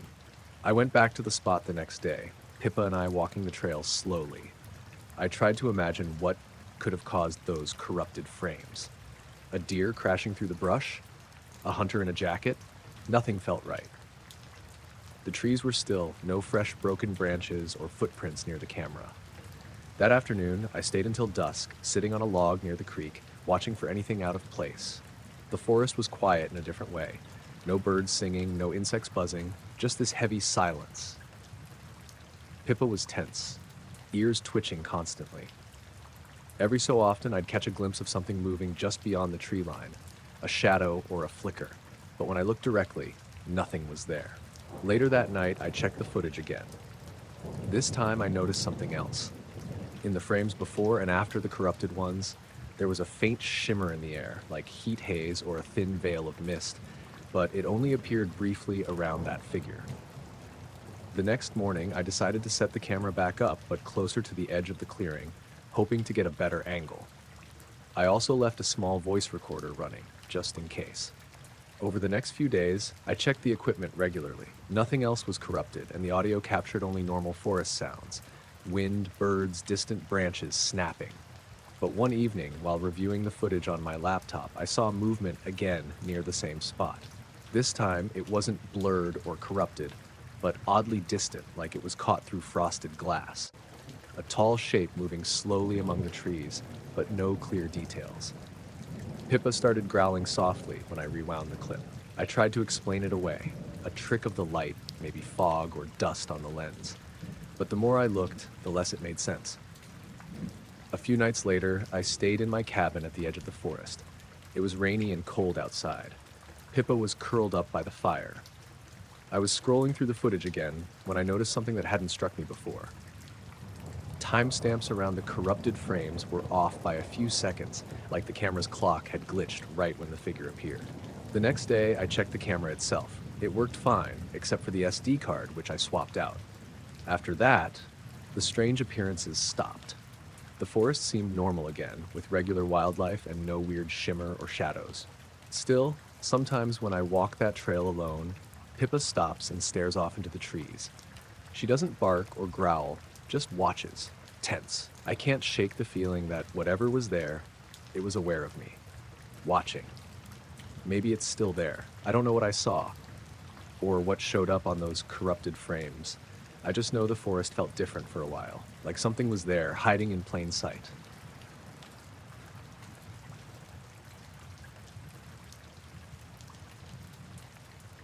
We were out past Craters of the Moon, middle of nowhere, Idaho. 4 of us, me, my cousin Nolan, his girlfriend Callie, and our friend Seth. We'd picked a spot near one of those ancient lava tubes, way off the trails. There weren't any trees out there, just dry grass and rock, and a few scraggly shrubs that looked like they'd die if you so much as looked at them. We brought tents, but ended up sleeping out under the stars the first night.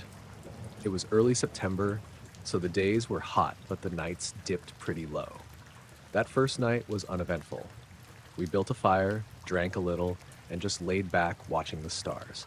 It was crazy clear, like someone had scrubbed the sky clean. We saw 3 satellites and what Seth swore was a meteor, but honestly, we were all too relaxed to argue. The second night was when the weird stuff started. We'd hiked maybe 5 miles that afternoon. Seth brought a drone and got some footage of one of the collapsed lava tunnels, and Callie found what looked like fossilized bone embedded in a rock wall. Nolan and I laughed it off, but she was dead serious. Said it looked too clean to be a coincidence. We made camp on a rise near a dry wash. Nothing but open land in every direction. No people, no structures, no trees. Just those black rocks scattered like someone dumped charcoal across the desert. Around 9 p.m., the wind totally stopped, like completely.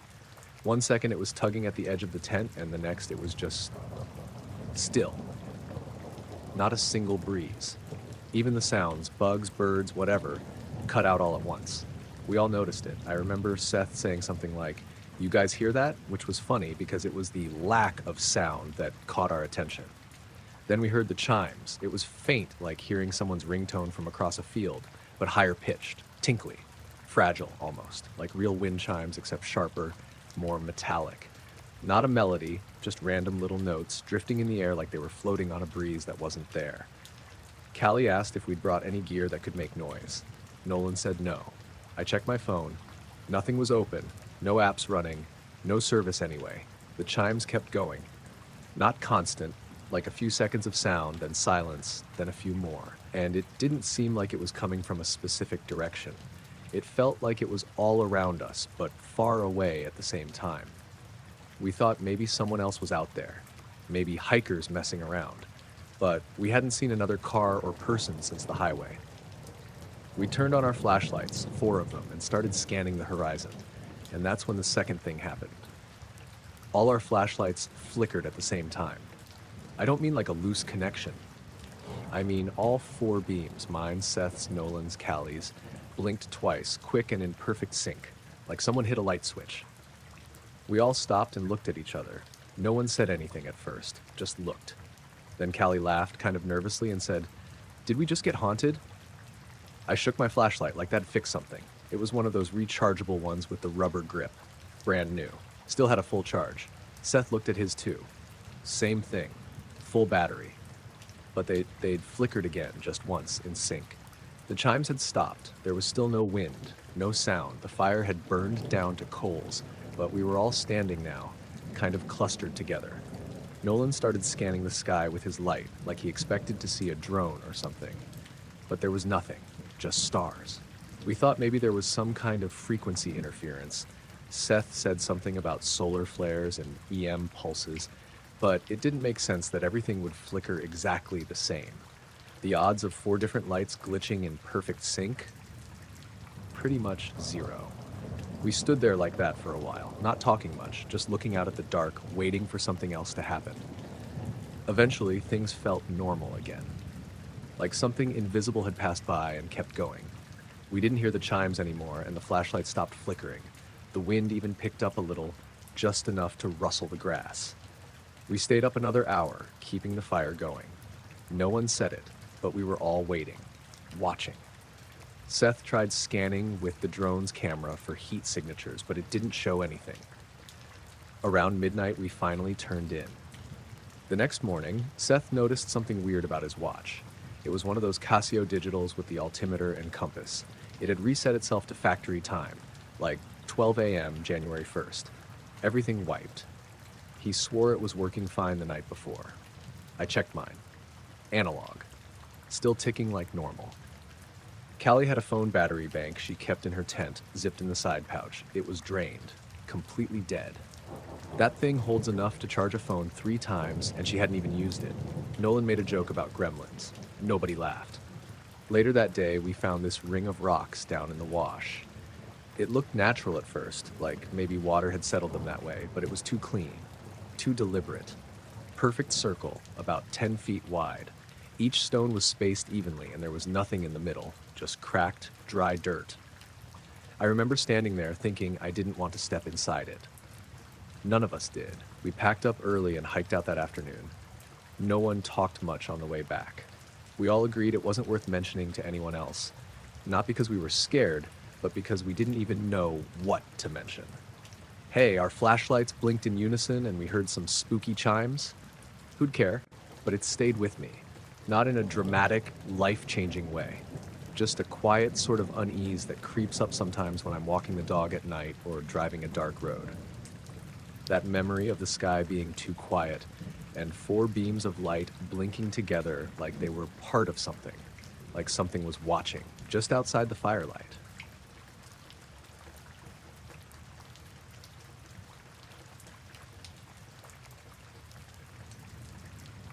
We'd driven up to Eagle Ridge late on a Saturday night, just the 4 of us, me, Jess, Sam, and Nate, looking to get away from the city for a bit. The spot's about an hour out on the edge of a state park, a place where the stars really show up because there's barely any light pollution.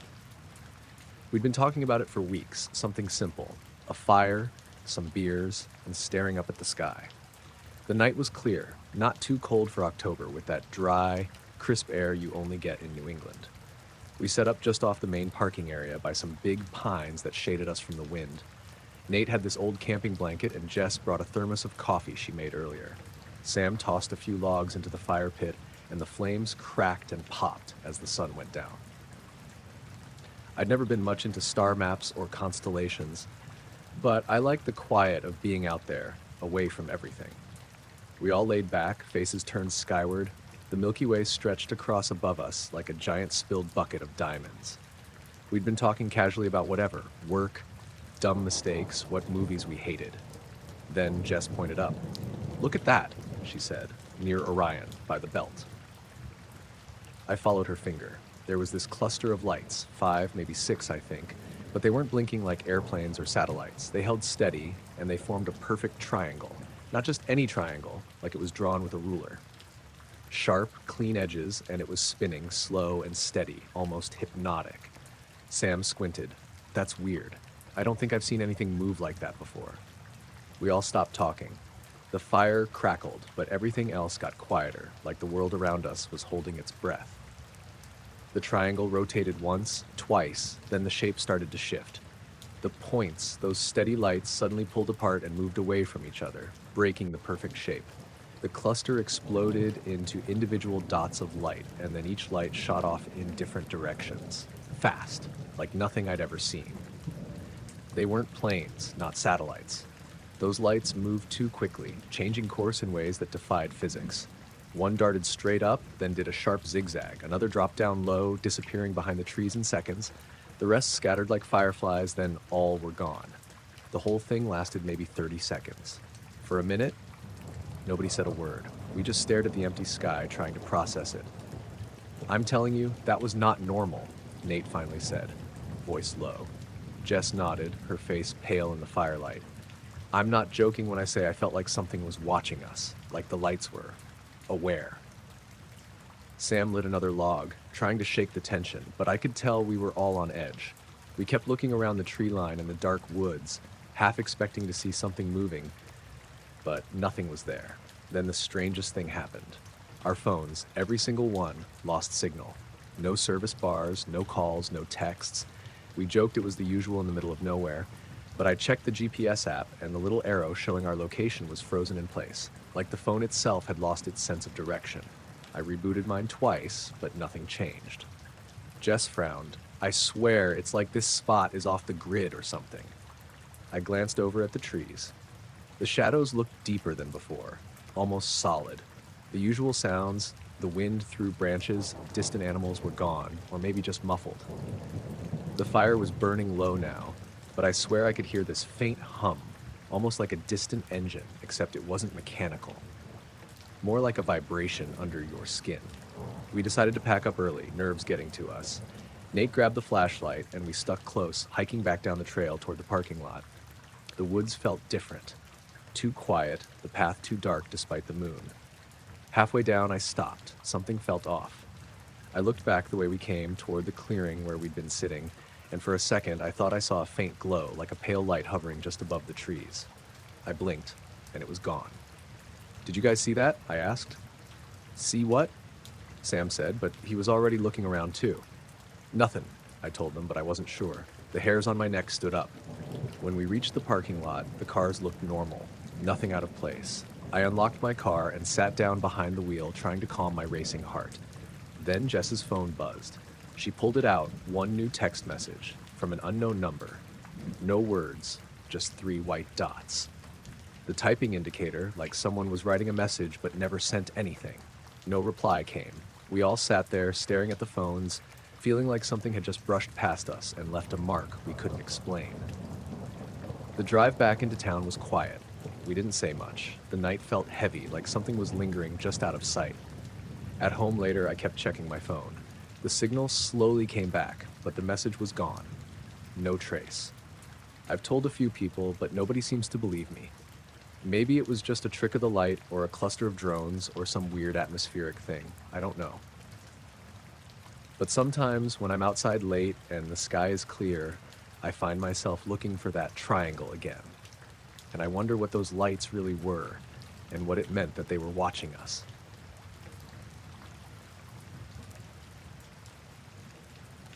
I was out in the Blue Ridge Mountains for a week doing some field work on salamander populations.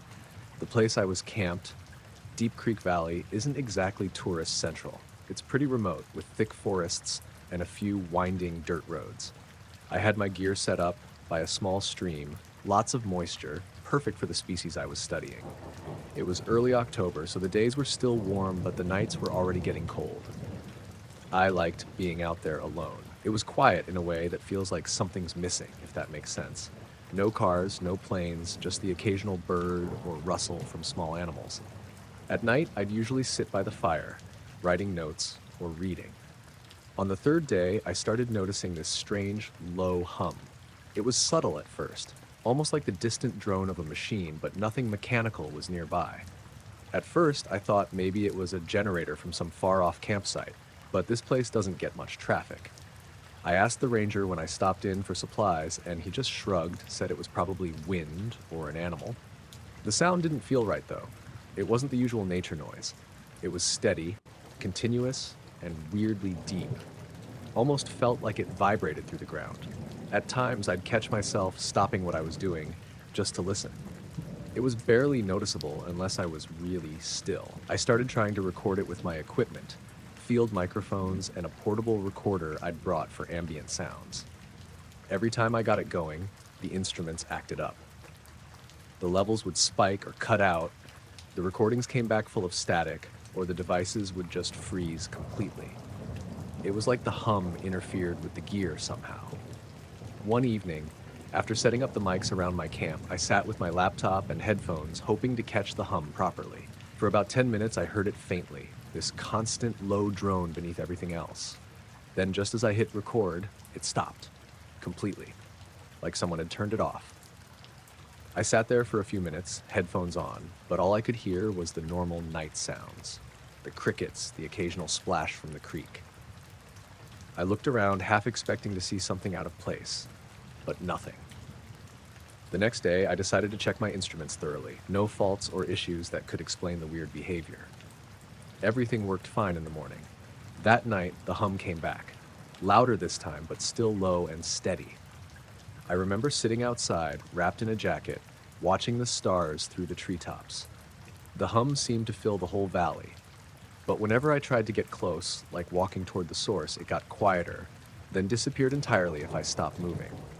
There was this odd sensation, too, like the valley itself was holding its breath, or maybe it was me. It wasn't frightening exactly, more like the feeling you get when you realize something is just off, but you can't figure out why. At one point, I thought I saw a shadow move through the trees. Not a deer or bird, just a dark shape sliding silently between trunks. I called out softly, but got no reply. When I looked again, it was gone. The next morning, a couple of the local hikers I ran into said they'd noticed the hum too, but only when they were deep in the valley. They'd thought it was a natural sound or the wind through rocks, but none of them had tried recording it. By the last day, I was more unsettled than anything. I packed up slowly, the hum following me like an unseen presence. When I got to my truck and started the engine, the radio went static for a moment, then cleared. Driving away, the valley fell silent behind me. I didn't hear the hum again. Back at home, I checked my recordings one last time. Nothing but static and silence. The valley, that low sound, the strange effects on my gear, it all stayed a mystery. I was flying my drone out near the coast one late afternoon, just messing around and getting some footage of the shoreline. My name's Julia, by the way. I work as a freelance drone operator, mostly for real estate or small local events. Nothing fancy. This particular day, I was in this small town called Harrow's Point, kind of a sleepy fishing village with rocky beaches and those tall, skinny pine trees that lean like they're always about to fall. The weather was clear but cool, typical early spring, and the sun was low about an hour before sunset. I'd set my drone up on this cliff overlooking the water. The wind was steady, but not too strong, perfect for a few smooth shots. The ocean stretched out wide, and the light hit the waves in a way that looked almost silver. I was just piloting the drone slowly over the edge, trying to catch some footage of the boats bobbing in the harbor when something caught my eye on the drone's screen. Far out past the breakers, maybe a mile or two away, there was this bright flash. At first, I thought it was sunlight reflecting off some kind of boat or a buoy, but it didn't behave like anything I'd seen before. The light shifted suddenly, like it was bending or splitting in weird ways. On the screen, the object looked like it had no solid shape, more like a shifting pattern of gleams, constantly changing angle and intensity. It was reflecting the sunlight at impossible angles. I tried zooming in, moving the drone closer, but every time I got near, the shape just shimmered and shifted. No distinct edges, no shadows, nothing that looked like a solid surface. It wasn't moving much, just floating there above the water, but the way it reflected light didn't make any sense. It was like a mirror that wasn't really a mirror, or a shape made out of liquid light. I called my friend Mark, who's also into drones, to see if maybe my camera or the screen was glitching. He said, maybe some kind of weird reflection off the water? Could be your lens or the sun angle messing with you. But when I told him how it moved, like it wasn't just bouncing light, but actively shifting shape, he got quiet. I kept the drone hovering, watching the object for about 15 minutes. Then, without warning, it blinked out, like someone had switched it off or it just vanished. On the screen, there was nothing but empty ocean and sky. I landed the drone and just sat there staring at the water, feeling weird. No boats nearby, no birds, no planes, just this empty stretch of sea and sky, except I knew whatever that was had been there. I packed up and started walking back to my car along the rocky path when I heard something behind me. This soft, humming noise, like a distant engine, but higher pitched and steady. I turned around, expecting to see a boat or a plane, but the sky was empty. The water was calm. No sign of anything making noise. I tried to brush it off, thinking maybe my brain was playing tricks on me after staring at the drone screen for so long. Still, the hum didn't go away for a good 5 minutes. Then, just as I reached the parking lot, it stopped, completely. Driving home, I kept looking at the ocean, half expecting to see that strange shimmer again. But there was nothing, just the regular sunset colors fading behind the horizon. Later that night, I checked the footage. The video file from the drone was fine until the moment the object vanished. Then the file corrupted itself, glitches, flickering frames, and total loss of signal for a few seconds. My phone that I'd connected to the drone also started acting weird, apps freezing, the screen dimming unexpectedly. I had to restart it. I don't know what that thing was or why it disappeared. It didn't look like anything mechanical or natural, at least nothing I'd ever seen before. It's been weeks, and I still think about it sometimes, especially when I'm out flying or near the water. It wasn't just a trick of light. It felt like something else was there, watching or maybe waiting. I kept flying drones after that, but I don't go near Harrow's Point anymore. The ocean there looks the same, calm and quiet, but I remember that shifting light out beyond the breakers. And sometimes when the wind is just right, I swear I can hear that low hum again.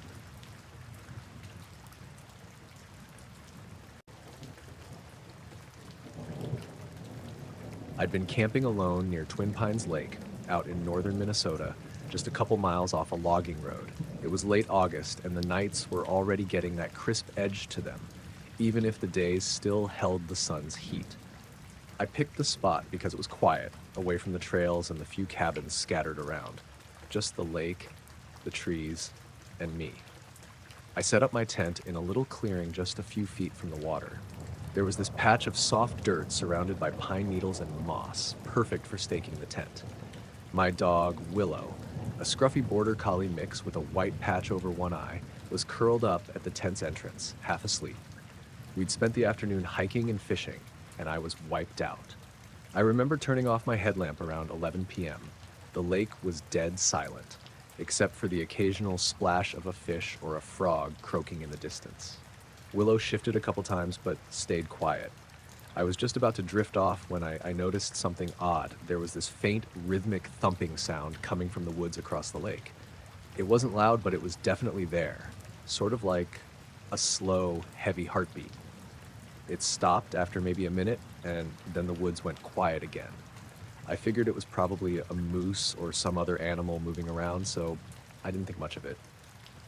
I tried to ignore it and get back to sleep, but then I had this weird feeling, like I wasn't alone. Willow's ears perked up and she gave a low growl, staring out into the dark woods. I turned on my flashlight and scanned the tree line, but there was nothing, just shadows and black shapes.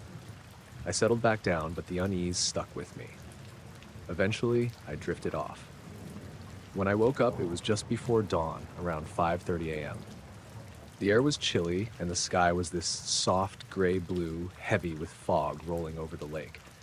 Willow was gone from the tent entrance, which was strange because she never wandered off without me. I stepped outside, and that's when I saw it. Around the tent, pressed deep into the soft dirt, were these huge impressions. Not footprints, more like shallow pits, perfectly round, spaced out evenly in a pattern I couldn't explain. The holes looked like something heavy had hovered right above the ground and settled down with all its weight, but there was no sign of anything actually there. I knelt down and ran my fingers over one. The dirt was compacted and slightly cracked around the edges, like it had been pressed hard overnight. None of the pine needles or twigs were crushed or broken nearby, just the dirt, perfectly shaped into these strange marks. I looked around the clearing, but the only other footprints were mine and Willow's. No other tracks, no signs of animals, no branches broken or disturbed. The rest of the ground was untouched. I called for Willow, and after a moment, I heard her barking down near the water's edge. I rushed over and found her standing stiffly, staring out across the lake. She didn't come when I called. When I got close, she turned and ran back to the tent, but stayed close to my side after that. The whole area felt off. The usual forest smells were faint, and there was this strange silence, like everything was holding its breath. Later that morning, while I was packing up, I noticed something else. My GPS watch had lost time overnight. It showed that almost 2 hours had passed between when I'd last checked the time and when I woke up. I was sure I'd slept less than 4 hours, but the watch was off by almost 2. I don't know if it was just a glitch, but I double-checked the watch settings and battery. Everything was normal. I decided to pack up and get out early. Willow was still on edge, constantly scanning the woods and whining softly. On the drive back, I kept looking in the rearview mirror, half expecting to see something following us in the trees, but the road was empty. I've gone back to Twin Pines a few times since, but I haven't stayed overnight again. The impressions in the dirt still haunt me, and sometimes, late at night, I swear I can hear that faint thumping sound in my own backyard.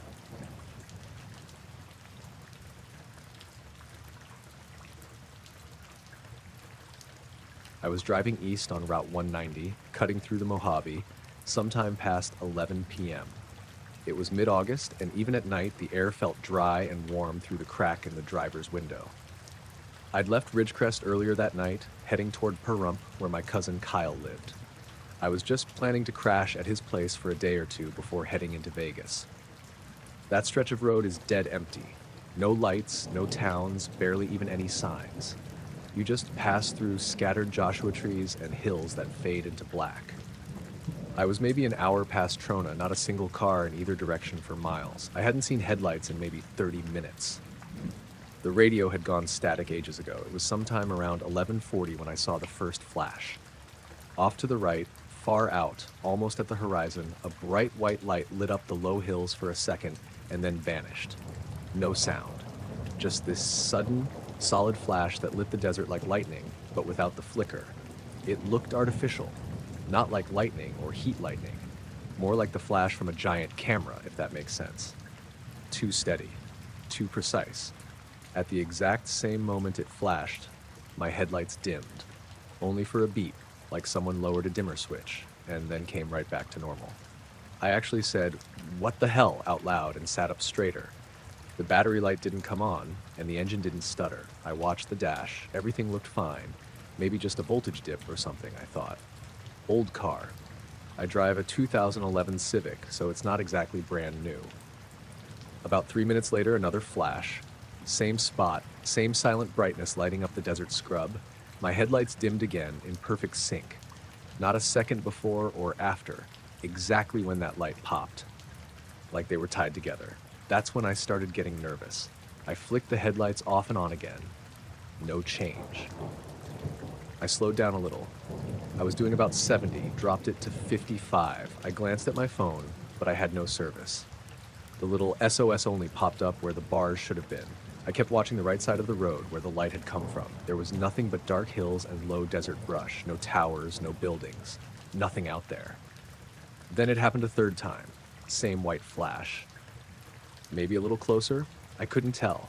Just this sudden, perfect rectangle of brightness along the horizon, and again, my headlights dimmed with it like someone was flipping a switch. No thunder, no hum, no feeling in the air, just the flash and the dimming. I was fully creeped out by that point.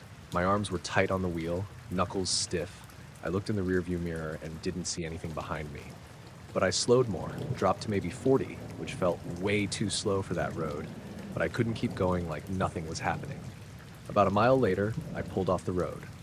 There's no shoulder really, just dirt. I parked just enough off the asphalt that I wouldn't get clipped by some semi if one ever came through. I turned off the engine, left the parking lights on. I sat there with my window down, listening. It was dead quiet. No crickets, no wind. Just the sound of the engine ticking as it cooled down. Then, another flash. Same direction, same brightness. But this time, from inside the car, I felt something, like a small thump in the air. Not in the ground, in my chest, like a subtle pressure shift. My headlights weren't even on now, but the parking lights blinked. I swear they flickered for just a fraction of a second during the flash. I turned off all the lights and stepped out of the car. The air was warm, but weirdly still. No breeze, not even the usual desert whisper in your ears. I walked around to the passenger side and leaned on the hood, watching the hills where the light had come from. I couldn't see any source, no glow, just flat dark. I waited maybe 10 minutes. Nothing happened. I was starting to feel dumb, like maybe it was some military thing, maybe even just lightning, despite the clear sky. Then a different light appeared.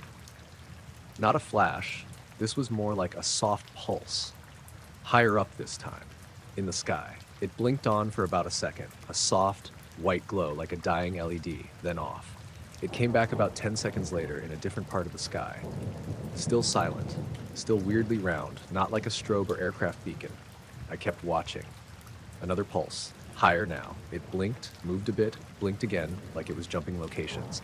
Always the same soft light. No tail, no streak, just on, off, on, but never in the same place. I backed toward the driver's door and got in the car, left it off, just sat there, door open, eyes on the sky. I don't know how long I sat like that, maybe 15 minutes? The pulses stopped at some point, and I didn't see another flash like before. But when I finally turned the engine back on and looked at the dash clock, it said 1:12. I know for a fact I pulled over just after midnight, 11:50 something, when the first flash happened. I remember the number because I thought I'd reach Pahrump around 1. The drive should have been another hour from where I stopped. But now, with the clock showing 1:12, that meant I'd been sitting there for over an hour, which didn't make sense. I hadn't dozed off. I wasn't tired. I'd only had my eyes off the clock for maybe half an hour, tops. But somehow, that extra time was just gone. I drove the rest of the way without stopping. No more flashes, no more pulses, but I kept checking the rearview mirror constantly. The back of my neck felt tight the whole way, like I was being watched. When I got to Kyle's place, I didn't mention any of it. We stayed up drinking and watching reruns, and I just let it sit in my head. I did check my headlights the next morning. Nothing wrong with them. Battery was fine too. The weirdest part, the dash clock stayed exactly synced with my phone the rest of the trip. Never gained or lost a second.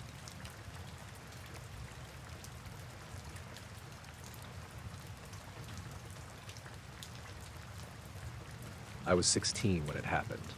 I'd just gotten my first real camera, a Canon T6i I bought secondhand from a guy in town who'd upgraded.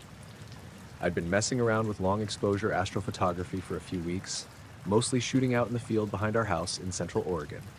We lived near Prineville, nothing but pasture and juniper trees for miles. No streetlights. Barely any light pollution. Perfect for shooting the stars. That night was early August. I remember because the Perseids were supposed to be peaking. I dragged out my tripod and gear around 10:30 p.m., set up at the edge of our backyard, and started doing 20-second exposures of the northeast sky. I had my shutter on a 2-second timer to minimize shake, and I'd shoot batches of 10 or 15 images at a time, then go inside, load them up, and see what I got. It was warm, upper 60s, and still, crickets and the occasional coyote off in the hills, but otherwise dead quiet. My first batch was normal. Clear skies, some faint meteors, Milky Way coming through nicely. I adjusted the ISO, took a few darker shots, then tried a wider angle. Around 11:20 or so, I did another set of 15 exposures. Same angle, same settings, all in a row. Nothing fancy. When I brought the SD card in and loaded the images, I noticed something weird in the second shot of that batch. There was a line. A perfectly straight, evenly spaced line of white dots running left to right, slightly upward across the frame, like a chain of pearls. Not streaked, not blurred. Just a line of maybe a dozen small white lights, dead even, floating mid-frame. It didn't look like a plane. There were no red or green nav lights, no blinking, and it didn't extend through the whole shot like a normal aircraft light trail would. These were fixed, clear, and silent. Even stranger, the images right before and right after didn't show them at all. The shot before, nothing. The shot after, nothing. Same angle, same exposure, taken within seconds. I checked the timestamps. Shot 1, 11:23:14 p.m. Shot 2, with the lights, 11:36. Shot 3, 11:59. That 23-second window was the only time they showed up, and there was no sound. I hadn't heard a thing. I ran back outside, scanned the sky. Nothing. No trails, no moving lights, no satellites overhead. I stood there for maybe 10 minutes, watching. Not even a plane. Back inside, I zoomed in on the image. Each dot was uniform. Same brightness, same spacing, no distortion. They didn't look like lens flares or reflections.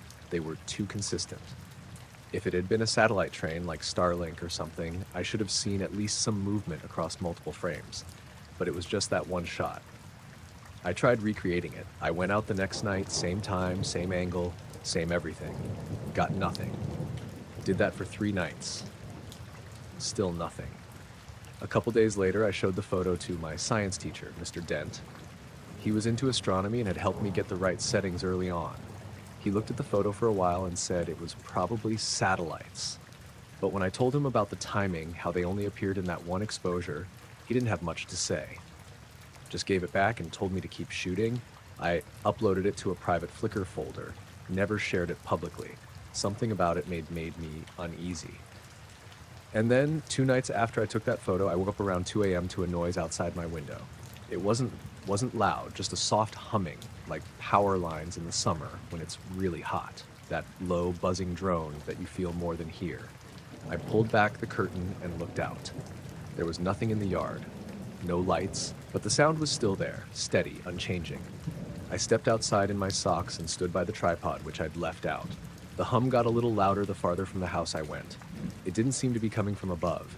It felt like it was around me, not directional, just present. I stayed out there for a few minutes, not sure what I was expecting to see. The sky was clear, no planes, no meteors, no clouds. The stars looked normal, but I had the strongest feeling something was off.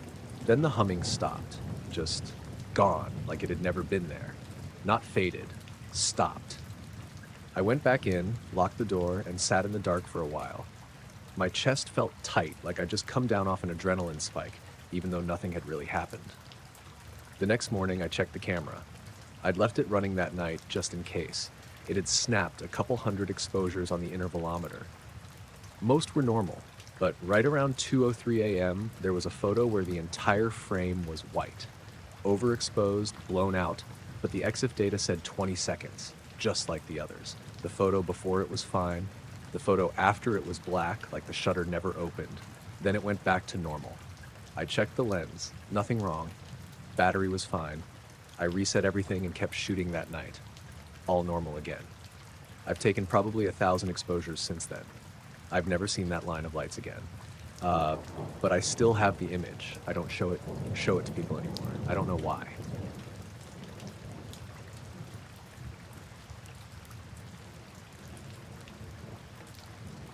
I was out in my backyard late one night, just like I usually am when the sky's clear. I live in Flagstaff, Arizona, so the light pollution's pretty low, and it's great for stargazing. I'm not a pro or anything, just an amateur astronomer. My setup's simple: a decent telescope, some star charts, and a DSLR to snap photos when I feel like it. I usually just sit out there for hours, tracking constellations or hunting for planets. That night, it was early spring, around 11:30 p.m. The air was dry and crisp, a little chilly but comfortable with a jacket. The moon was just a thin crescent, so the sky was pretty dark. I had been looking at the Hercules cluster for a while, just zooming in and out, taking long exposure shots to try and get a better view of some faint stars. Nothing unusual until I noticed something odd. I'd set the telescope up facing a patch of sky where there's usually a neat little grouping of stars. A cluster I'm familiar with. I remember thinking how clear the stars looked, sharp and steady. Then, through the eyepiece, I saw the whole cluster suddenly vanish. I mean, literally gone. The stars disappeared like someone had flipped a switch. It wasn't just dimming or flickering. The entire circle of stars was just not there. I blinked and moved the scope slightly, thinking maybe I'd lost focus or the clouds were rolling in, but the rest of the sky was fine. The stars around that spot were still there, twinkling as usual. It was just that perfect circle, maybe 10 or 12 stars, that vanished. It stayed like that for exactly 3 seconds, which I timed with my watch because it was so weird I figured I'd better keep track. Then, just as suddenly as they disappeared, the stars reappeared in the exact same positions. I stared at the eyepiece, trying to process what I'd just seen. My heart started beating a little faster. I looked around, checking for any clouds or anything that might have caused the effect. Nothing. The air was clear. I thought maybe I'd imagined it. So I waited a bit and refocused the telescope on the same spot. I didn't want to take another photo right away because the last one came out blurry. Instead, I just watched. After about 10 minutes, the stars in that exact spot flickered again. This time, it wasn't a total disappearance. It was like they dimmed drastically, then slowly brightened back up over a span of maybe 5 seconds. It was subtle, but definitely not normal. At that point, I started feeling uneasy, like I was being watched. My backyard isn't big, but it's surrounded by tall pines, so it's pretty isolated. I glanced behind me, half expecting a neighbor or a late-night dog walker. Nothing. I pulled out my phone to check the photos I'd taken. The images showed the star cluster perfectly visible in the first few shots. Then in the frame, from the exact moment the stars vanished, that circle was just a black hole against the rest of the sky. No stars, no light, just empty space. I couldn't explain it. I showed the photos to a couple of friends who were more into astronomy, but no one had a decent answer.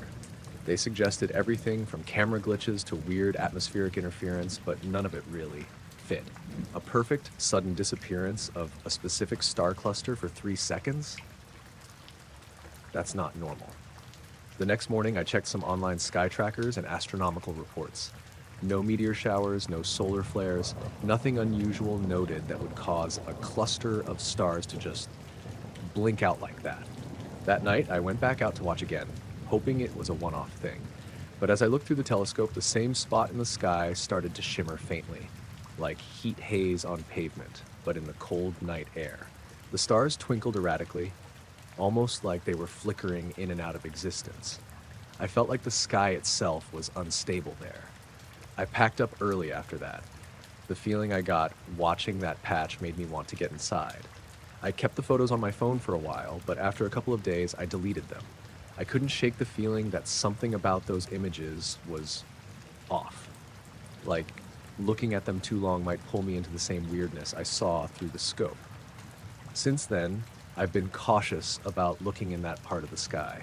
I don't get out there as much anymore, and when I do, I stick to familiar constellations far from that spot. I still don't know what I saw. It was real. I know that much. The stars literally disappeared and came back, and nothing I've read or heard explains how that could happen.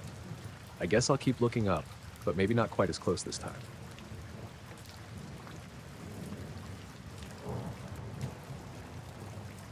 I was up early that morning, prepping the weather balloon launch out by the outskirts of Amarillo, Texas. It was late April, just before dawn, and the air was cool but already holding the promise of heat for later. I work as a meteorologist for a small private research outfit, mostly routine stuff, sending balloons up to gather upper atmosphere data for storm forecasting. Nothing glamorous, just charts and numbers, but I liked the work. I liked being out where the sky was wide and empty. That day, the launch went pretty much like any other. We set up the balloon and the payload, sensors, radios, a tiny camera pointing down at the Earth. The whole thing was automated except for the launch and the tracking.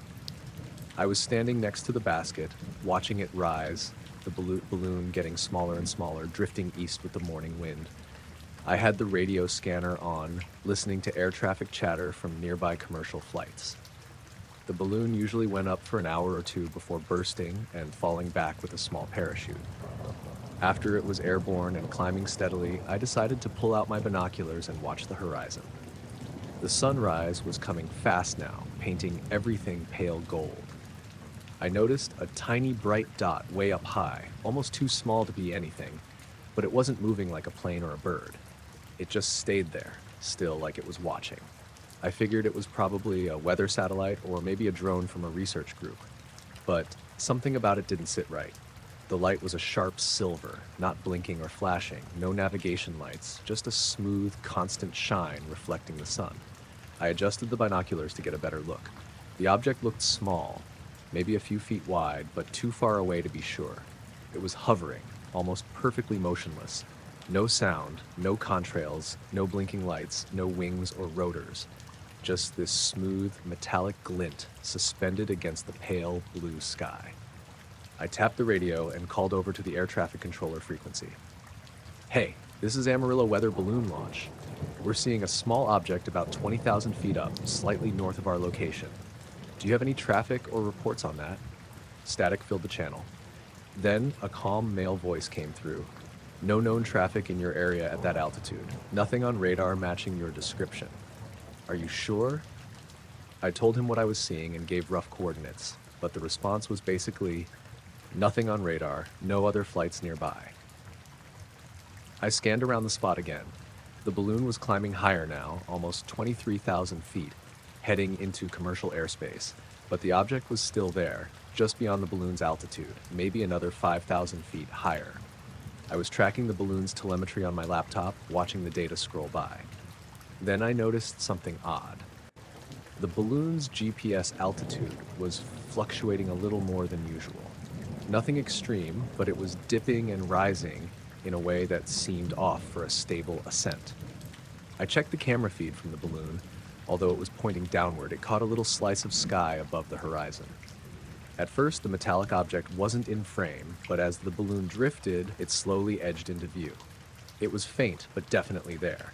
A tiny shape, perfectly round, smooth, and gleaming. After a few minutes, the balloon's data showed an unexpected slowdown. The ascent rate dropped sharply, then leveled off. I looked outside, scanning the sky in that direction, but the object hadn't moved. A sudden wind gust rattled the equipment on the ground. The temperature was starting to climb, and the early morning calm shifted to a steady breeze. I pulled my jacket tighter as the sun came up fully. I was pretty sure I should have contacted someone else, FAA, military, or air traffic again, but I hesitated. The object wasn't doing anything threatening. It just hung there, like a silent watcher. I kept an eye on the screen and binoculars for another 20 minutes. The balloon started to descend slowly, as expected. The object remained still, its metallic surface catching the sun's rays in a way that made it look almost liquid. At one point, a small commercial jet crossed the horizon, heading west, well below the object. The plane's pilot didn't report anything unusual on the frequency I listened to. The balloon's descent was smooth until the altitude dropped below 15,000 feet. That's when the object suddenly vanished.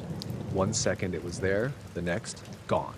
No flash, no noise, no trail, just disappeared. I kept looking for it, scanning the sky for a good 5 minutes afterward. Nothing. The balloon's parachute deployed as planned, and it drifted gently down to the ground about 50 miles east of Amarillo. I drove out to retrieve it later that afternoon. Back in the office, I reviewed the flight data again, hoping to find something I'd missed. The altitude fluctuations during the ascent made me uneasy, like something had affected the balloon's buoyancy or pushed against it. But the sensors showed no signs of interference, no electromagnetic spikes, nothing unusual besides the weird changes in altitude. I sent the footage from the balloon's camera to my supervisor, cropped to just the sky portion where the object appeared, but the file looked grainy and distorted in that area. It almost looked like the camera sensor struggled to focus on the object, like light was bending oddly around it. That footage was gone by the next day. My supervisor told me it had been lost during transfer, an error in the server or the hard drive crash. I asked to see backups, but there were none. I checked in with the FAA the following week, asking if there were any unusual reports or radar logs around the time of the launch. They said everything was normal. No unknown objects detected, no flights near the balloon other than the scheduled commercial traffic. I haven't heard about anything like it since. No one else saw it. No one reported anything. The weather balloon program continued as usual, but I kept thinking about that smooth, hovering silver dot up there, watching the sky without a sound. Sometimes when I'm out looking at the clouds, I wonder if it's still up there somewhere, just waiting, completely still, out of sight.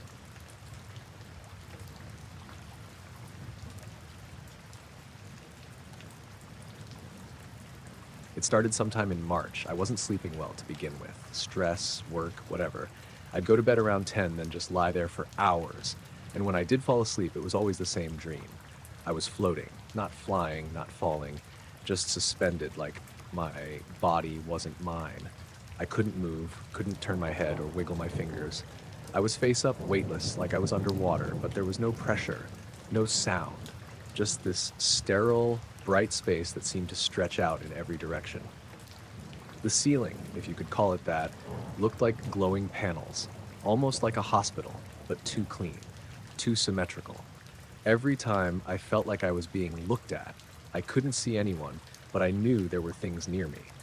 Sometimes I'd catch shadows in the edge of my vision, tall shapes, unmoving.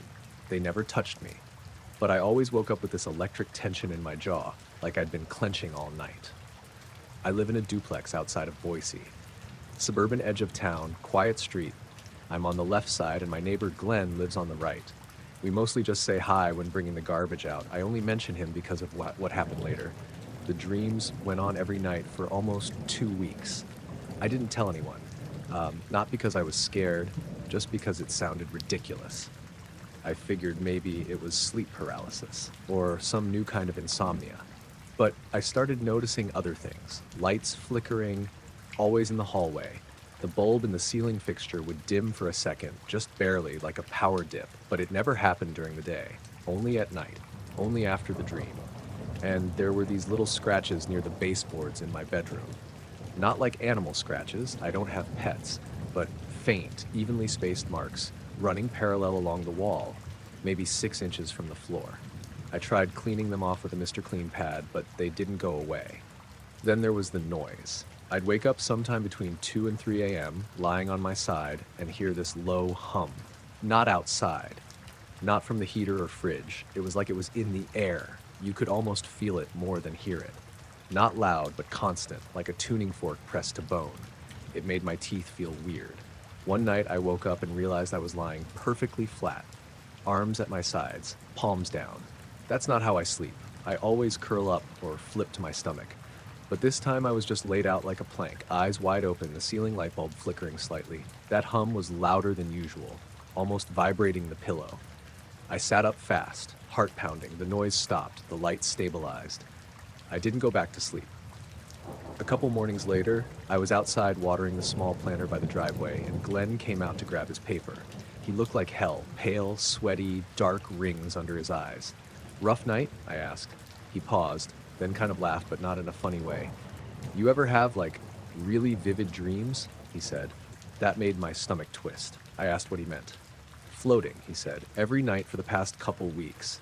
Bright white room. Can't move. Just floating. Something's always there, but I can't see it. I don't know how to explain it. I keep waking up feeling wrong." I didn't say anything. I must have just stared at him too long, because then he shook his head and said, "Forget it," and turned to go back inside. I followed him, put my hand on his shoulder, told him I'd had the exact same dream. He froze, then sat down on the steps and started crying, like full-on sobbing. I didn't know what to do, just sat beside him and waited. Eventually, he said, "I thought I was losing my mind." He told me about the hum, the static in the walls, the way his clocks kept blinking like the power had gone out, except they were on separate circuits. He'd woken up in the backyard once, barefoot, no coat, freezing, had no idea how he got there. That night we made a plan. Nothing dramatic, just decided we'd both try to stay awake, see if anything happened. Glenn had an old security camera he used to point at his driveway. He said he'd set it up facing his bed. I downloaded a sleep tracking app that took audio recordings whenever it detected noise. We each took half a melatonin, stayed up watching a movie, then went to our own sides around midnight. I didn't remember falling asleep. I just remember being in that same blank space, stiff and paralyzed, staring upward. I wanted to scream, but my jaw wouldn't work. I couldn't even blink. Something tall moved past me, not walking, but gliding. And then the hum ramped up until it wasn't sound anymore, just pure pressure behind my eyes. When I woke up, the sun was already up. 9:30 a.m., I grabbed my phone and opened the sleep app. It had one recording, time-stamped 3:17 a.m. I hit play. It was silent for a few seconds, then there was a metallic click. Then a low, rising hum, same as the one I'd heard before, but louder, more layered. Then a soft voice, but not in English. I couldn't even tell if it was a language. It sounded like whispers run backward through a synth. Then the file just cut off. I ran next door. Glenn opened the door already pale. He didn't sleep either. He said he came to on the floor of his kitchen, shirt inside out. He hadn't been drinking. The camera in his bedroom had turned itself off at 3:16 a.m., but it did save one frame, a still shot. It was mostly dark, just grain from the infrared sensor. But you could see his bed. Empty. The covers were pulled down neatly. In the corner of the frame, there was a shape. Not a person. Too thin. Too tall. The top of its head was flat, no facial features. The arms were long and slightly bent. It was in the room, but it looked wrong, like it wasn't fully there, like it was bleeding through or glitching. We stared at that image for a long time. Then Glenn deleted it.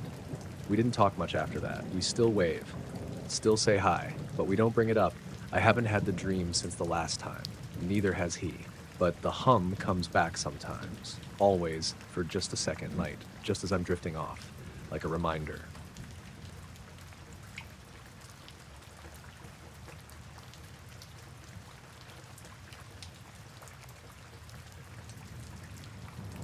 I woke up in a hospital room with no idea how I got there.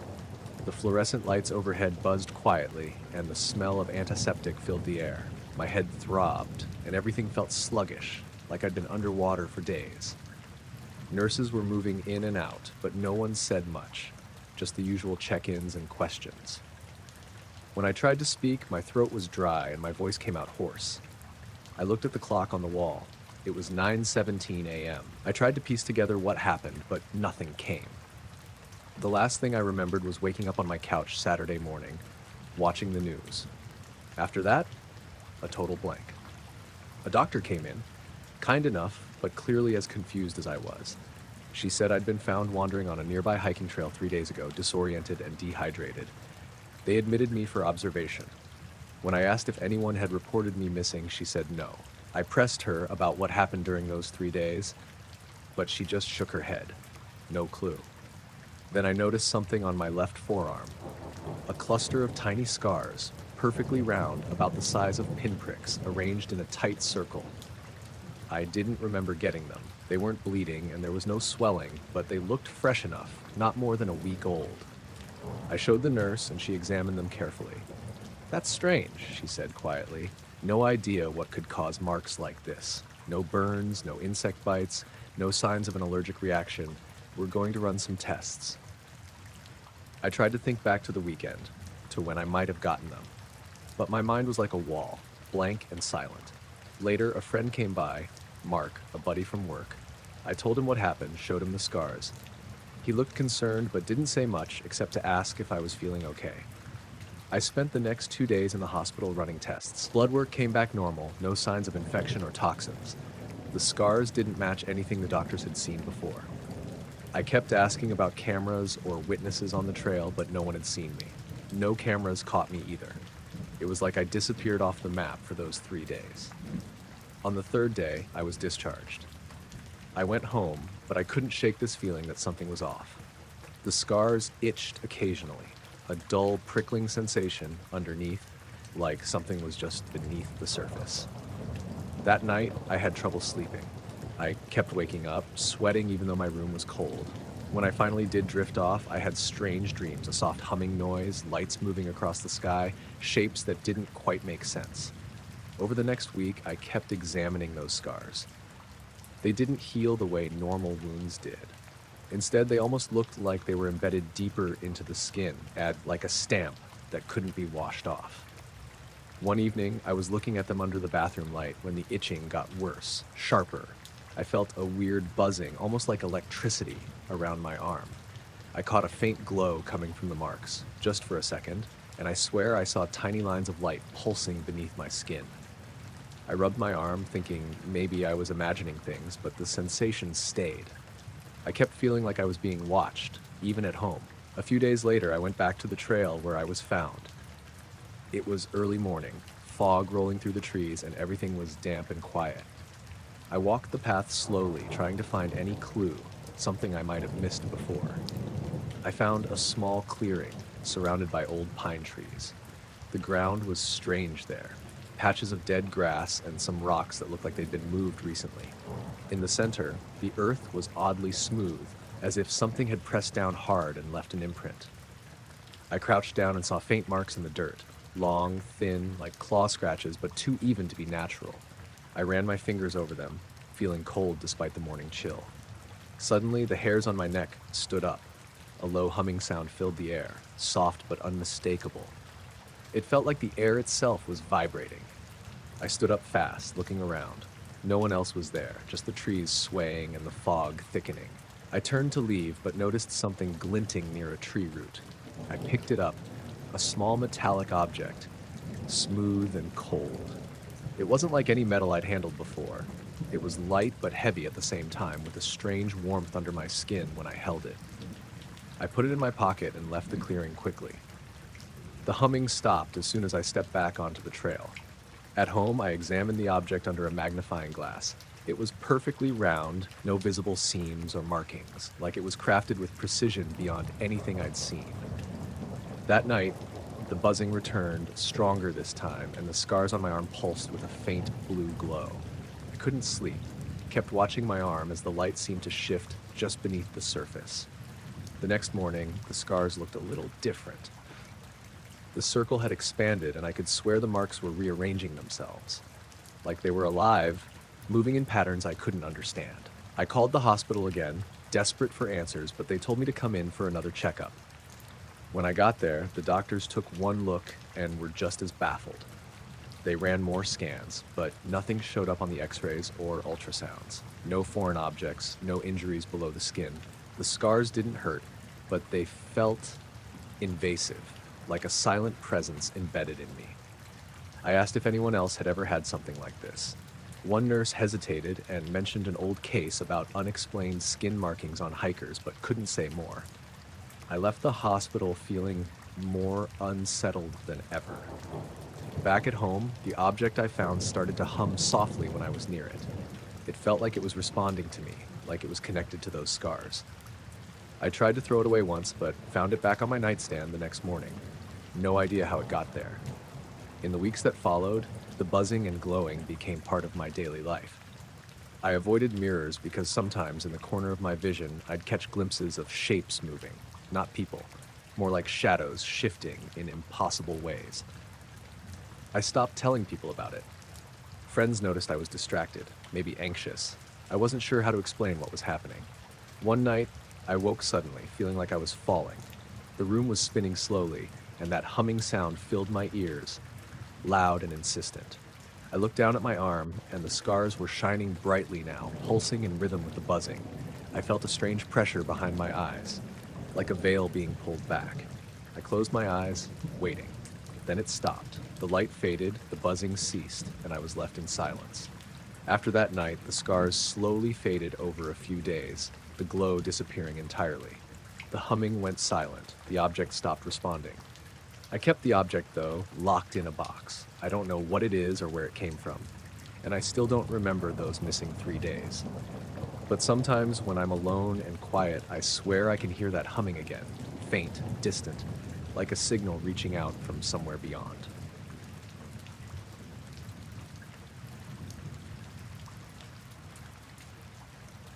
I was hiking alone near Tikaboo Peak last fall, late October. The weather was still warm during the day, but it cooled off fast after sunset. I'd gone out there to get away for a few days, no real plan besides walking, sleeping under the stars, and being somewhere quiet. I didn't go all the way up the peak since I didn't want to mess with the restricted zone too much. I just parked a little ways off Groom Road and hiked in a wide loop along the foothills to the south, staying clear of the perimeter signs. It was my second night out. I'd set up camp in a wash, cooked some instant noodles, and climbed up a nearby ridge to watch the sun go down. The view out there is insane. The desert stretches flat for miles, and the light hits it in that deep orange way where everything looks like it's flickering. I was sitting there on a rock, just watching shadows crawl across the valley floor, when I noticed something moving across the flats, maybe 8 or 9 miles out. At first, I thought it was just dust devils or mirages. The heat can play tricks on your eyes out there. But after a minute, I realized it was a convoy. Looked like trucks, 6 or 7 in a loose line. No lights on, but the sun was low enough that their shapes stood out clearly. Big, rectangular, with high backs. They moved together like military transports, the kind with canvas covers over the beds. That wasn't unusual for that area. Everyone knows what's out there, and you're bound to see some weird government stuff if you stick around long enough. I figured they were just on some patrol or maybe hauling equipment. I pulled out my binoculars and watched them for a while. That's when I noticed something was off. First, there was no dust. Nothing. The whole desert floor out there is dry as hell, and anything moving that fast, and they were fast, should have been kicking up a serious trail. But the air behind them was completely still. Second, there was no sound. It was dead quiet. I could hear the wind against the rock I was sitting on, and a plane way up high, but nothing from the trucks. Not even a low hum. Third, the way they moved didn't seem right. They stayed perfectly spaced. Too perfect. No corrections, no slight swerves, no variation in speed. Just gliding in a clean line across uneven desert terrain like they were on tracks. But there's no road out there. I checked my topo map later, just open desert. I watched them until they reached a stretch near a dry lake bed, and then they did this weird staggered turn, one after another, like a ripple moving backward through the line. It was so fast and synchronized that I actually laughed a little. It looked choreographed. Then, they vanished. I don't mean they sped away or went over a hill. I mean I blinked and they were gone. 1 second they were there, the next they weren't. I stared through the binoculars for a long time after that, scanning every inch of the valley. Nothing. No dust, no shapes, no shadows. Just empty ground. I stayed on that ridge until it got too cold, then made my way back to camp. I told myself it was some visual trick, maybe atmospheric interference or whatever, but I kept waking up through the night. Every time I closed my eyes, I'd picture that line of trucks moving like ghosts across the sand. Next morning, I packed up and started heading back toward the truck. I kept checking behind me without meaning to. I don't usually get spooked hiking solo, but something about the air that day felt wrong. Heavy, still, like being watched. About halfway back, I stopped to eat and rest in the shade of a boulder. That's when I noticed something new. There were tire tracks nearby, not fresh, but not old either. Big ones, dual tread, like what you'd see on military vehicles, but they didn't follow any trail. They cut across scrub brush through dips and rises in a line too clean to be natural. I followed them for about 20 yards before they just stopped. No curve, no fade out, no turn, just ended in the middle of the desert. The ground wasn't disturbed past that point. No footprints, no drag marks, no animal prints, just untouched dirt. I didn't like it. I turned around and went straight back to my truck. On the drive out, I passed one white SUV parked near the boundary signs. No markings. Tinted windows. I slowed down a little out of curiosity and the driver looked up at me. Just a man in dark sunglasses. He didn't wave, didn't nod, just watched me until I drove out of sight. I haven't been back since.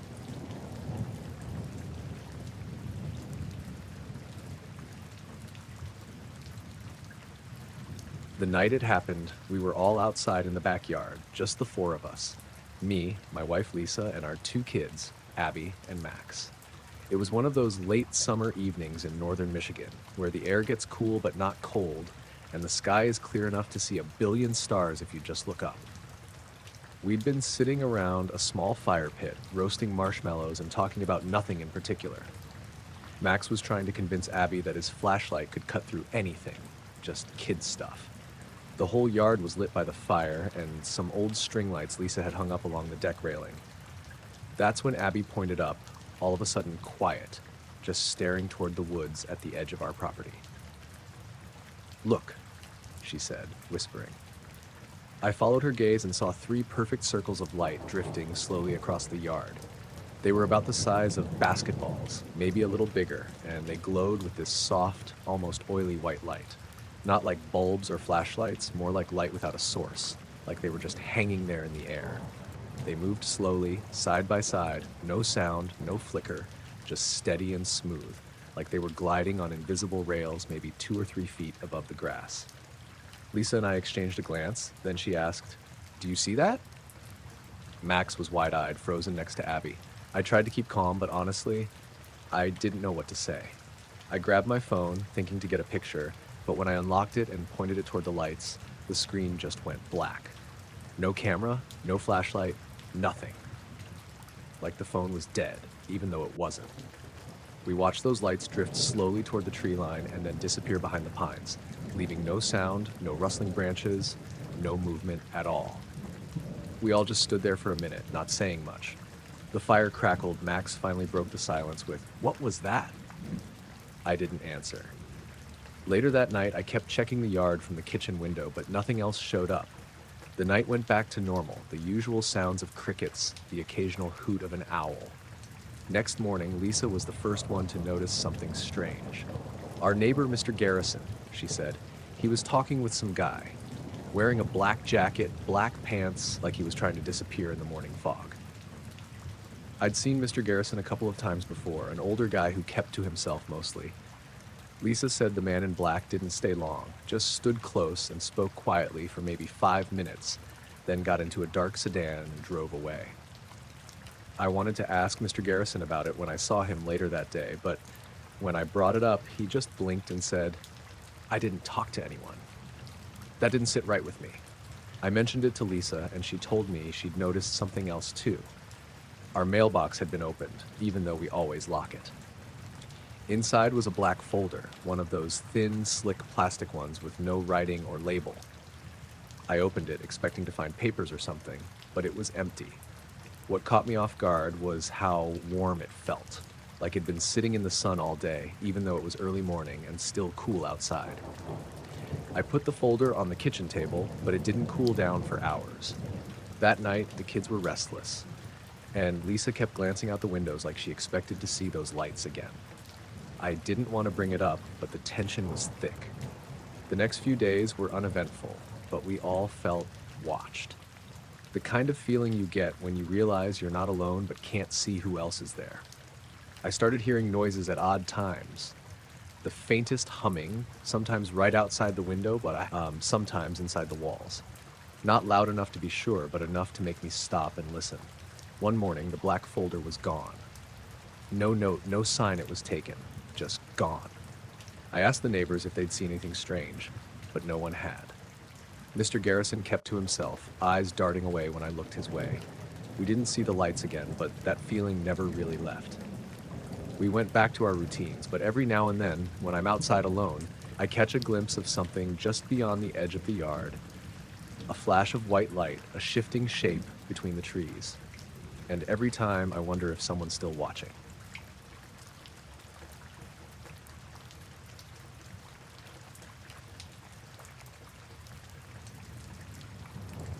I was flying a small private plane near Groom Lake, Nevada, on a late afternoon flight back in early April.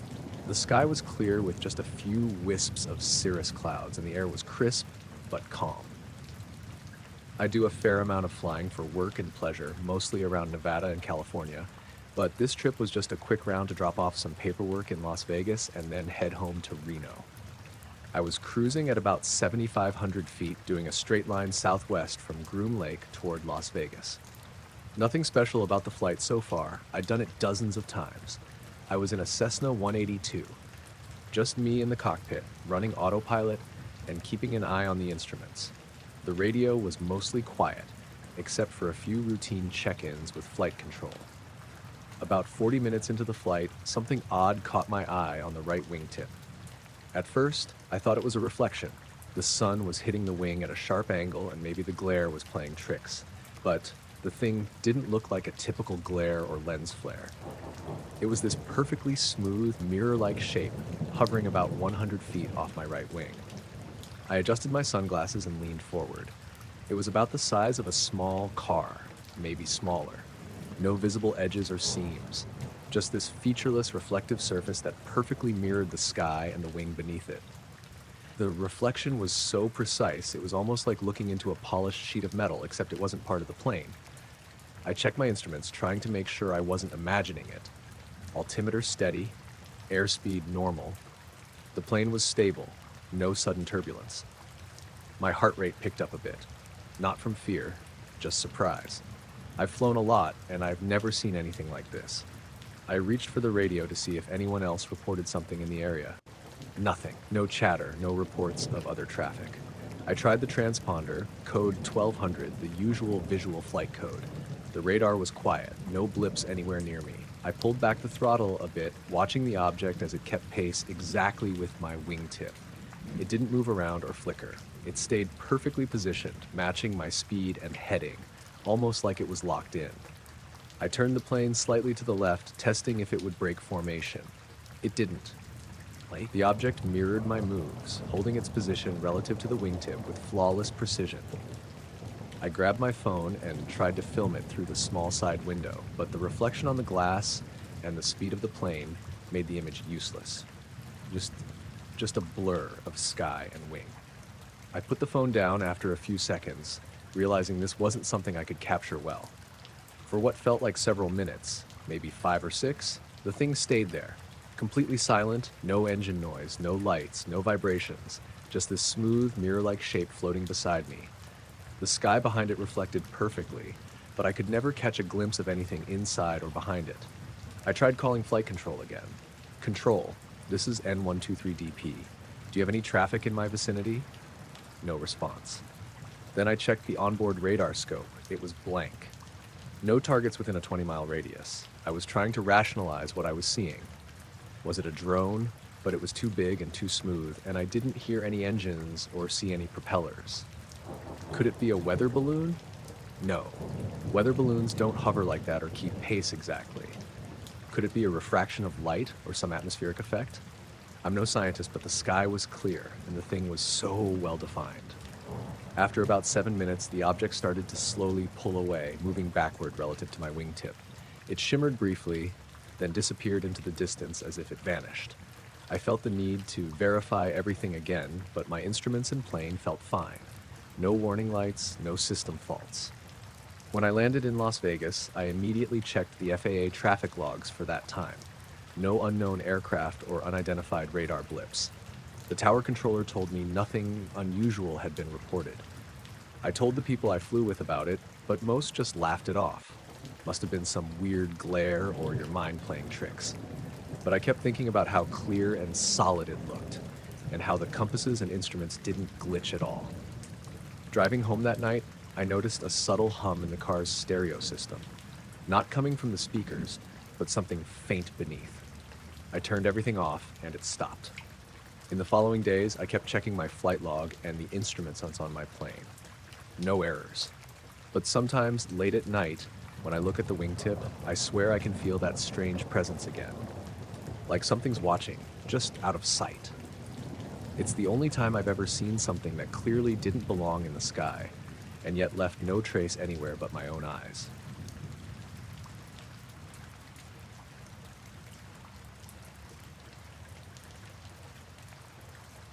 I was volunteering that summer at Cedar Hollow Park, the kind of place where the woods run deep and the city noise fades away completely.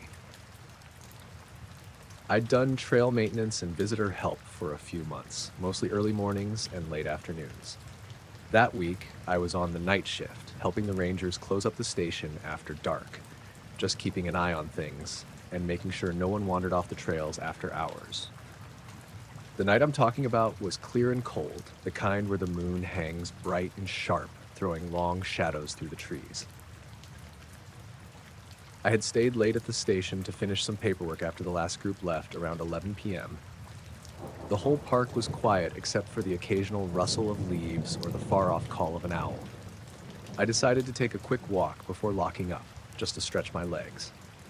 I headed down one of the lesser-used trails that ran along the edge of the park, near the old oak grove. The air smelled like damp earth and pine needles, and the moonlight filtered through the branches in thin, pale strips. That's when I saw it. A smooth, almost perfect shape drifting silently between the trees. It caught the moonlight so sharply it looked like a mirror floating just above the ground, reflecting everything around it. The branches, the sky, the faint glow of the moon itself. I stopped dead, my heart skipping a beat. It wasn't moving like an animal or anything I'd ever seen. No wings, no legs, just sliding slowly, smoothly, like it was gliding on some invisible current.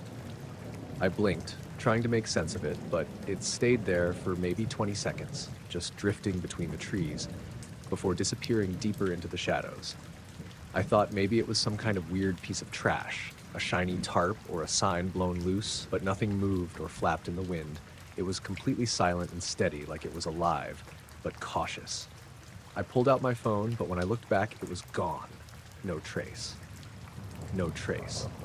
I called out softly, but the woods swallowed the sound. I didn't want to follow it. Instead, I headed back to the station, feeling a little on edge, but telling myself I was probably just tired and seeing things. The rest of the night was uneventful. I locked up, checked the gates, and turned off the lights. But as I was about to leave, I noticed headlights cutting through the trees at the far end of the parking lot. A black SUV rolled up slowly, stopping right near the ranger station. The windows were darkly tinted and there was no visible license plate. The engine was quiet, almost too quiet for a vehicle that size. The driver's door opened and a man stepped out. He wore a black suit, nothing fancy but pressed and neat. His shirt was white and his tie was perfectly straight. He looked clean-shaven, but there was something off about him, like he didn't quite belong in that place or time. He walked over without a word and stopped right at the door. His eyes scanned the station for a moment before settling on me. "You volunteer here?" he asked, voice calm but low. "Yeah," I said, trying to sound casual, though I was still keyed up from what I'd seen earlier. "Just finishing up for the night." He nodded slowly, then pulled out a badge of some kind. It wasn't official looking, no government seal or emblem. Just a plain metal rectangle with a few letters I didn't recognize. "I'm with a special agency," he said. "We're taking over operations in this area." I raised an eyebrow. "Taking over?" He smiled, but it didn't reach his eyes. "Effective immediately. You're to file your reports elsewhere." I blinked, not sure how to respond. "My reports? What reports?" He tapped a folder under his arm. "Anything unusual you've encountered? Any observations, sightings, or incidents?" I swallowed.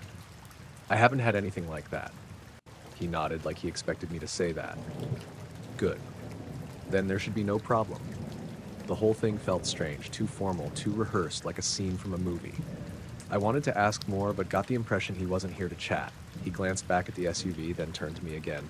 "Stay clear of the old oak grove at night," he said. "No more volunteers allowed past closing hours." Before I could answer, he walked back to his vehicle, slid in, and the SUV disappeared down the road, leaving me standing in the empty lot under the cold moonlight. The next day, I went back to the park office to find all the usual paperwork gone. Nothing on the desks, no files in the cabinets. The rangers, who usually worked there, acted like nothing was different. But the old oak grove was blocked off with new signs. "Restricted area, no entry after dark." I didn't tell anyone about the mirrored object or the man in black. Honestly, it felt like I wouldn't be believed. But the whole time, I kept wondering what exactly he meant by filing reports elsewhere, and what they were so interested in hiding out there in the trees.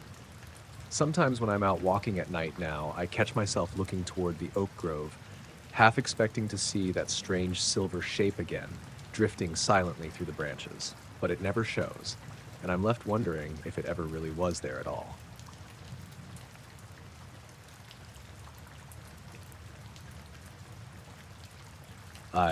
I was working the night shift on the highway crew out near Cedar Creek, just outside of town.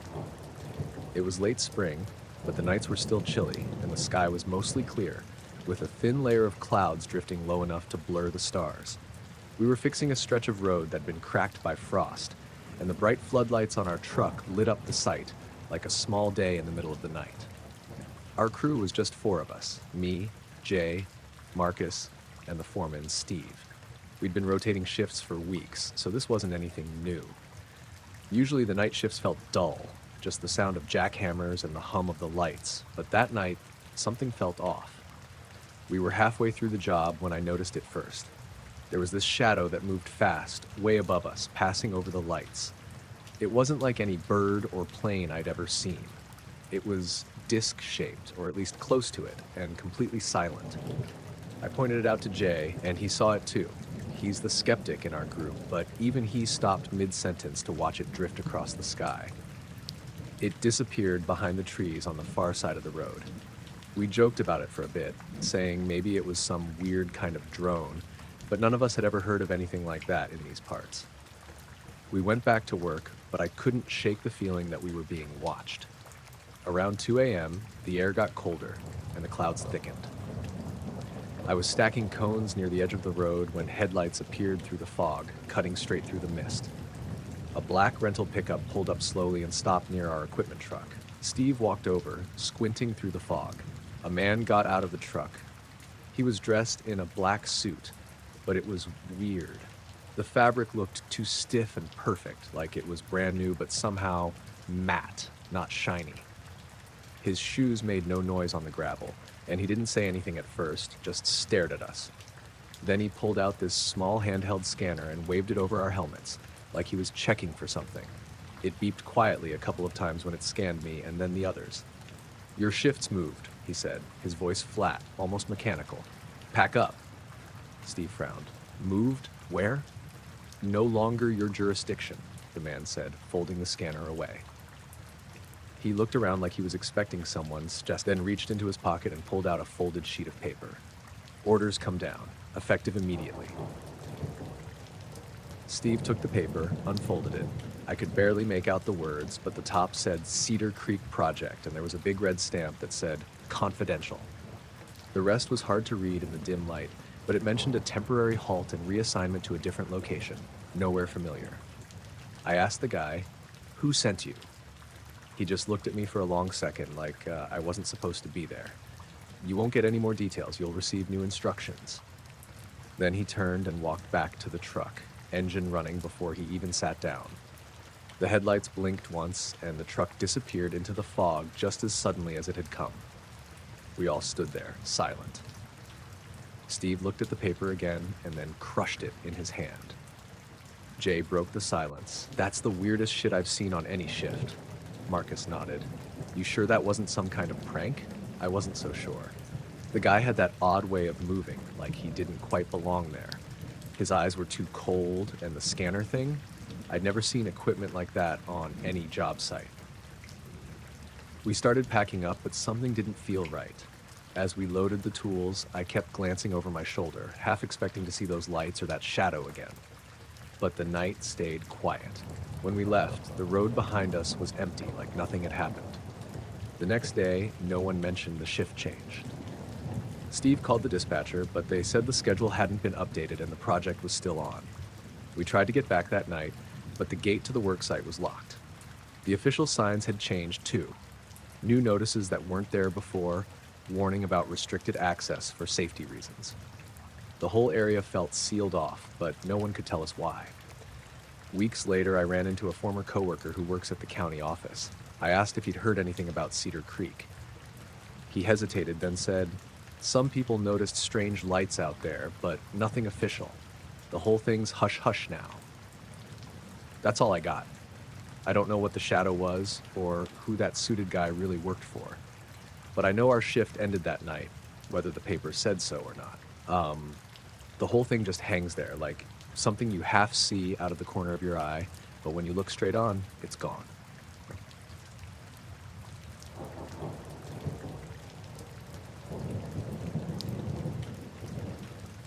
I walked out of the cabin just before sunrise, the sky a pale slate blue, with low clouds hanging over the pines.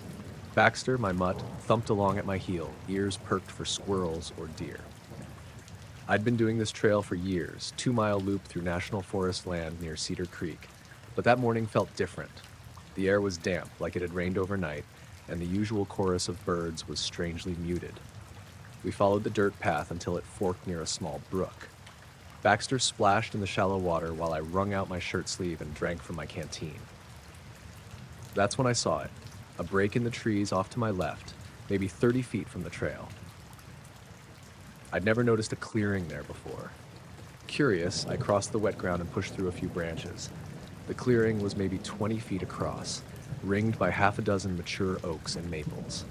Each tree had its bark stripped away in a perfect band from the base up to exactly 6 feet, not 1 inch higher or lower. The exposed wood was smooth and pale, like someone had shaved it clean with a razor. No ragged edges, no splinters or chips on the ground, just tidy, horizontal lines circling every trunk. Baxter sat at the edge of the clearing, hackles slightly raised, staring in. I stepped forward, peering at the nearest oak. I ran my finger along the stripped surface, cool, almost slick to the touch. No tool marks, no grooves, nothing to suggest an axe or saw, just gone. A chill slid down my spine. I glanced back toward the trail. No footprints in the mud, no broken branches, no discarded bark anywhere. I swept my flashlight beam along the forest floor. Fallen leaves lay untouched by bark or boots. Baxter whimpered once. I crouched and put a hand on his collar. "It's okay, boy," I whispered, trying to calm him, though I felt anything but calm. He wouldn't step into the circle, shaking his head as if the ground burned. I reached into my pocket for the phone, but realized there was no signal this far in. I clicked it off. I circled the clearing, measuring in my head, exactly the same height on each tree, exactly level. Someone had to have done it intentionally. But who? And why here? In the middle of nowhere? I called Baxter to me. He padded up to my side and pressed against my leg. I patted his head, heart thudding in my chest. I was about to tell him to follow me back to the trail when I heard something. Soft, like a breeze brushing needles overhead. But the air was still. The fog pressed close around the clearing, muffling sounds. Birds stayed silent. Even the brook's rush sounded distant. I shined my flashlight into the canopy. Through the low clouds, a sliver of light showed waving branches, but nothing moved. No wind. I felt watched. I took one more look at the stripped bark, memorizing the crisp edge. Then I turned and hurried back to the trail, Baxter at my heels. Leaves crunched underfoot, normal sounds returning once I was out of the clearing's hush. The forest seemed relieved, as if that circle had held its breath and let it out when we left. I reached the cabin shaking. My hands fumbled for keys. Inside, I closed the door behind me and leaned back against it, panting. Baxter scratched at the wood, whining. I scooped him into my arms, his fur damp, his eyes wide. I sat at the kitchen table with a cup of tea, staring out the window at the woods. The fog drifted between trunks, hiding the ground. I wondered if I dreamt it, but the chill in my fingers said otherwise. I texted my friend Aaron, who'd done forestry work nearby. Ever heard of bark stripping like that? Perfect bands, no damage around, no tracks. No reply. I turned off the lights and left the window open. My porch light lit the edge of the trail but reached no farther. All day, I avoided the clearing. I kept the curtains closed, checked the locks on the door. Baxter followed me around, sniffing corners, uneasy. I called Ranger Station in town, left a voicemail describing the spot. No one called back by evening. That night, I dreamed of trees bending down to peer through my window. Their trunks were smooth bands of white, stepping toward me on invisible roots. I woke when Baxter whined at the bedroom door and pawed to come in. I let him up, and he climbed onto the bed, turning his head toward the darkness outside. In the morning, I went back, this time with a notebook and a tape measure. Sunrise sliced through the fog, but when I reached the clearing, the light band was gone. The bark had regrown. Not fully, but a thin, papery layer covered the wood, scabby and irregular. The 6-foot mark was barely visible, worn by night's condensation. No fresh cuts, no debris. A few tufts of light-colored flake clung to the roots, but they disintegrated when I touched them. I sat on a fallen log, writing down my measurements. Even the leaves looked altered. Edges curled, color paler near the tree line. Baxter sniffed at the ground, nose twitching. He wouldn't step into the center, same as before. I took photos, marking the GPS coordinates, then backed away. The forest returned to normal, birds singing, breeze fluttering. I walked the trail out without looking back. That afternoon, I sorted the pictures at home. The first set from my phone showed dark trunks. The clearing's ring was a solid brown. In the middle, nothing. Then a second batch from the old point and shoot in my backpack captured the pale rings. The angle was slightly off, but the cut edges were there, clear and crisp. One photo stood out, a shot of Baxter sniffing at the edge. In the top right corner, where the fog hovered, the image shimmered, a faint, out-of-focus swirl like condensation on the lens. I zoomed in, but it resolved into nothing. No shape, no color. Just a blur that hadn't been visible in the live view. I've been back to that trail twice since. Each time the ground looked normal. No 6-foot rings, no bark fragments, no odd fog patches. Baxter stayed close to me, ears forward, sniffing the branches, but not whining. I keep the photos on my desk. Every so often, I pull up the close-up of Baxter in the clearing, stare at the faint swirl in the sky. I don't know what stripped those trees or why Baxter refused to cross that line. I don't know why the bark seemed to regrow overnight, but I remember the hush of that circle, the way the air bent around it, and how I fled without casting a single fishing line into my own morning calm.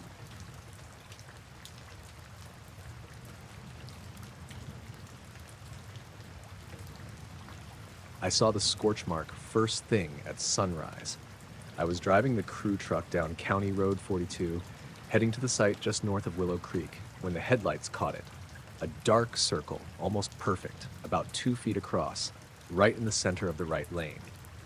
The pavement around it was normal asphalt. This spot looked baked, like someone had held a blowtorch on it until the surface bubbled. No cracks, no debris, just a round, hard-edged patch of charcoal. I parked between the cones, grabbed my hard hat and flashlight, and crossed the road. The air smelled funny, like burning rubber mixed with ozone. I crouched, shined the light. The circle was smooth, almost glassy, reflecting the beam. I ran a gloved finger along the edge. Sharp. No chips. I tapped the center, hollow sound like hitting a lid. I shivered, thinking of what could have done this. I clipped my radio mic. Base to crew, come in. I've got something odd on County 42, mile 5.7. No response. Everyone was already out marking potholes on Route 99. I picked up a rock, flicked at the circle's edge. No mark. I dropped it and pounded my fist on the pavement. It didn't dent. I pulled out my phone, snapped a photo. Autofocus struggled. The image was grainy, a perfect black ring in gray pavement. I stood and checked my watch. 6:12 a.m. The sun was orange behind the cottonwoods. I called dispatch, but they said crews were still mobilizing and wouldn't reach me for another hour. I shrugged, climbed back in the truck, and drove south to grab coffee. The road was empty, two-lane ribbon through farmland, corn stalks bent in a light breeze. I felt like someone watched me from the fields. At the diner in Ibis, I ordered black coffee and a sausage biscuit. I told the waitress, Maria, about the mark. She frowned and said her brother said he saw something in a crop circle out by Tiller's Mill last night. Said it glowed blue then faded. I frowned. Different shapes, but same idea. Perfect geometry, no explanation.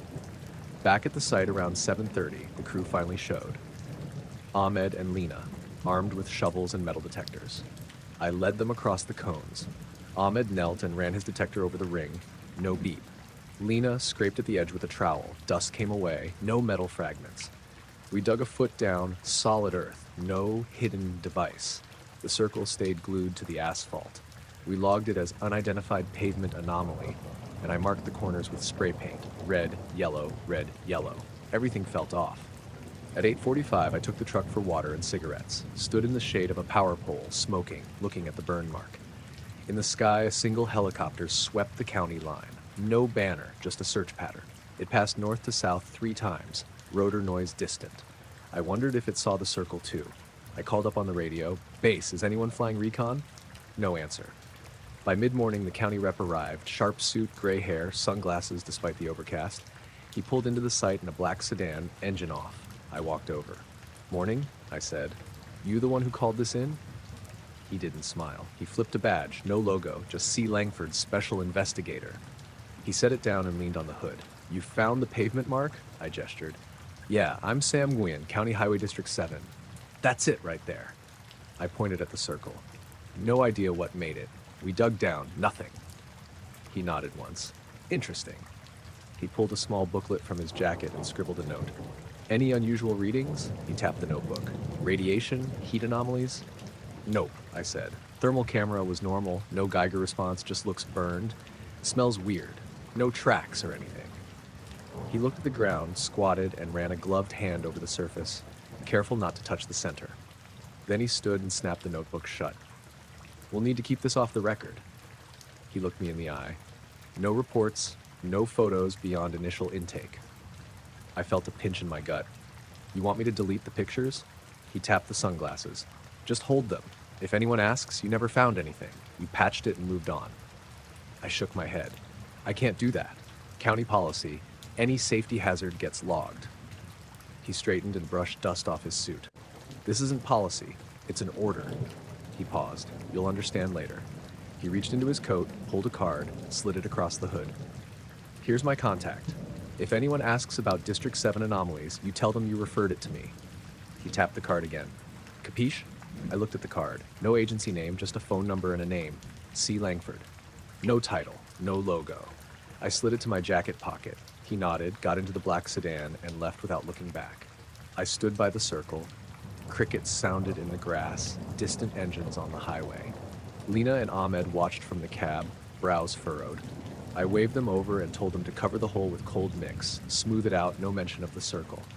Ahmed hesitated, but I shook my head. "Company policy. If the boss says cover it, cover it." We troweled black asphalt over the mark until it blended with the pavement. I ran the roller over it twice, then packed up. On the drive home, the county card burned a hole in my pocket. I stared at the number. Outside Ibis, I saw the helicopter again. Same pattern. It passed overhead, rotor blades slicing gray sky into shadow. I felt fingers of dread trace my spine. I got home around noon, rain starting, dripping off my jacket. I threw my keys on the table, stripped off work boots, showered. In the bathroom mirror, I looked tired, dark circles, pale skin. I dried off, dressed, then sat at the kitchen table with my phone. I stared at the card. C. Langford, Special Investigator, so special no one else knows him. I considered calling the number, but my finger hovered. I poured coffee, black, like this morning. I ate a cold sausage biscuit left on the counter. Outside, the rain picked up, tapping the window in sync with my pulse. I heard a car pull into the drive. My neighbor, Miss Carter. She knocked. I opened the door. She was soaked. She asked about the highway crew. I said we had a routine patch. She nodded and said her son saw strange lights on the road at dawn, like glowing cracks, then nothing. I forced a laugh and said it must have been reflections. She smiled, thanked me, and left. I closed the door, heart thumping. My eyes found the cold mix patch in the driveway, just a dark rectangle on cracked asphalt. I ran my hand over the sheet of metal I keep for repairs, then set the manila card next to it on the table. The rain drummed. Strange shapes in the wet on the windowsill, flickering neon across the yard. I sipped my coffee and stared at the card until the mug went cold. I didn't call Langford. I didn't delete the photos yet. I just sat there listening to the rain, feeling watched by the pavement itself.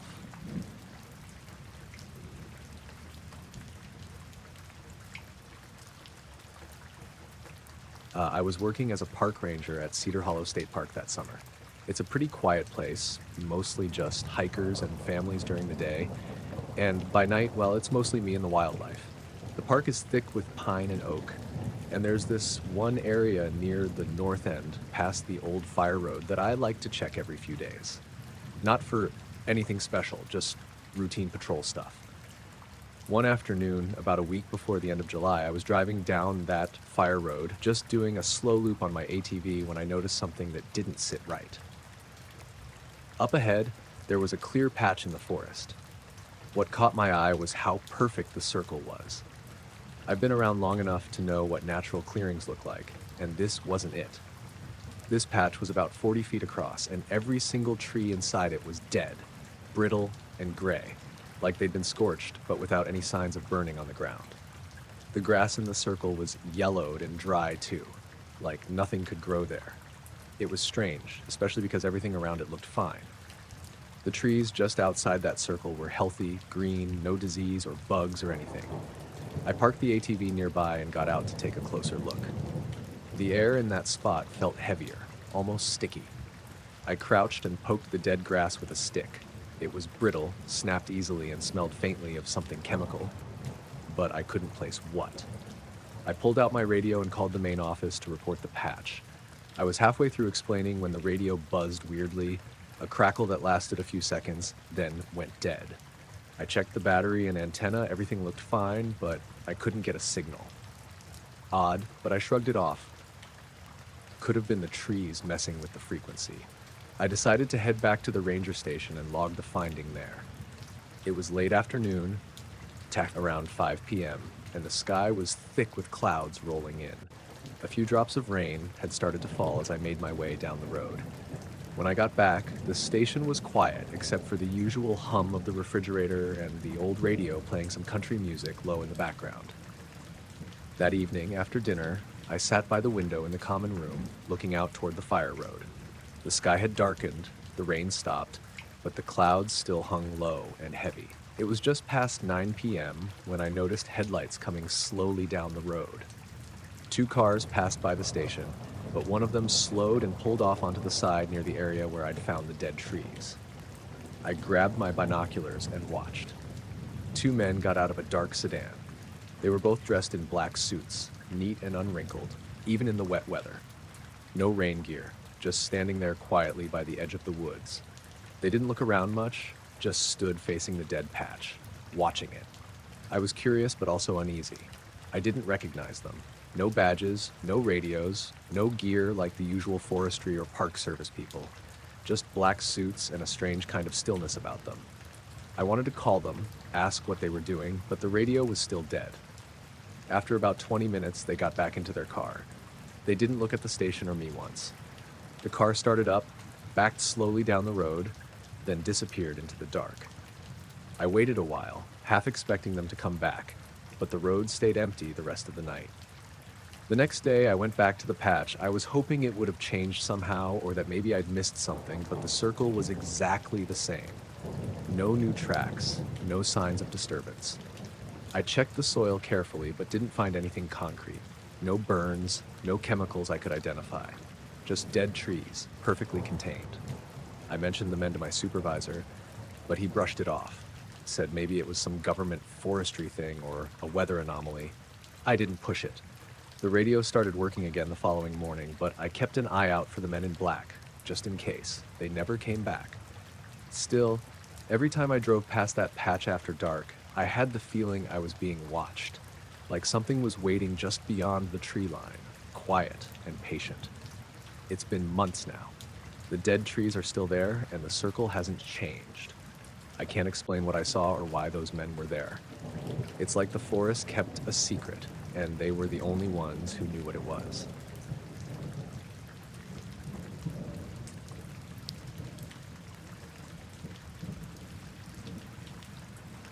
I was down near Matagorda with my buddy Travis, fishing off one of those long rock jetties that stretch out into the Gulf. It was late April, warm enough that the air felt thick, and the water was just calm enough to see the faint ripples from mullet darting around the rocks. We'd been out there since before sunset, just soaking bait and drinking cheap beer. By the time the sun dipped below the horizon, the sky turned that deep purple where you can't tell exactly when day ends and night begins. We were talking low, mostly about fishing spots and Travis's truck that kept overheating, when I noticed something odd out past the jetty's end. It wasn't movement exactly, more like a dim glow under the water. At first I thought it might just be a school of jellyfish. The light was faint and kind of hazy, maybe 20 yards out, like somebody had dropped a lantern under the surface. I pointed it out to Travis, and we both watched as it seemed to slide slowly from left to right. Then another glow appeared right beside it. "Probably just bait fish getting stirred up," Travis muttered, but his voice didn't sound certain. The two glows kept moving, side by side, perfectly in line. Then a third one faded into view behind them. None of them blinked or shimmered like bioluminescence usually does. It was steady, like someone had stuck bulbs down there. And the weird part was, they were deep. Not surface shimmer. They were moving well below the chop, maybe 15 or 20 feet down, but bright enough we could see them clear. We just stood there watching. The lights moved in unison, a slow, steady path along the channel. Then they stopped completely. For a moment I thought maybe my eyes were tricking me, but Travis whispered, "They're lined up." 3 lights, perfectly spaced, just holding still under the water. The night had gone quiet. I didn't notice until then, but even the waves seemed softer, like everything was muffled. My line hung slack, untouched. Then, as if on some signal, the lights shifted again, this time in a wide, slow circle. The movement was so smooth it made my skin crawl. No hesitation, no little zigzags like a fish would make. We kept watching, not talking, until the lights faded out all at once. Just gone. The water was dark again, and the normal sounds seemed to creep back in. Waves slapping against the rocks, the faint hum of a shrimp boat's motor somewhere way out. We both kind of laughed it off, but neither of us turned our backs to the water. I reeled in and rebaited, but I was mostly going through the motions. That calm I usually get when I'm out fishing was gone. A couple minutes later, I heard this dull thump, like something big and heavy hitting metal coming from out past the jetty's tip. Travis froze mid-cast. We didn't see anything right away, but then the surface swelled up, not like a normal wave, but more like something pushing from underneath. That's when we saw it. A flat, metallic-looking shape broke the surface. It wasn't shiny, but the moonlight caught the edges enough to see it wasn't rock or driftwood. It was big, maybe the size of a small car, and completely smooth. No mast, no railing, nothing to grab onto visually. It rose up just enough for us to get a full look at it before it slid back under without a splash. The water closed over like it had never been disturbed. Travis let out a low, "What the hell?" but didn't finish the sentence. We stayed put for a while after that, scanning the water, expecting it to surface again. It never did. The whole time I kept feeling like we shouldn't be there, like we'd wandered too far into something we weren't supposed to see. We finally packed up when the tide shifted and the wind picked up. The walk back down the jetty felt longer than it had going out, and we didn't say much. When we hit the beach, Travis stopped and turned to look back toward the water. There was nothing but dark waves and the faint lights of the rigs way out in the Gulf. Still, I knew we were both thinking about those other lights, the ones under the water, moving like they were all part of the same thing. We loaded our gear into the truck without another word and headed inland. I remember glancing in the side mirror when we got to the highway. The Gulf was just a black line against the sky, but it felt like it was watching us go.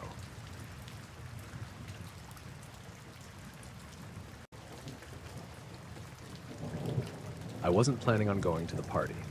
I work with this guy, Matt Sanders, at a small marketing firm in Portland, and when he invited me over for this casual get-together at his place, I thought about skipping it. It was a Friday night, and honestly, I was tired.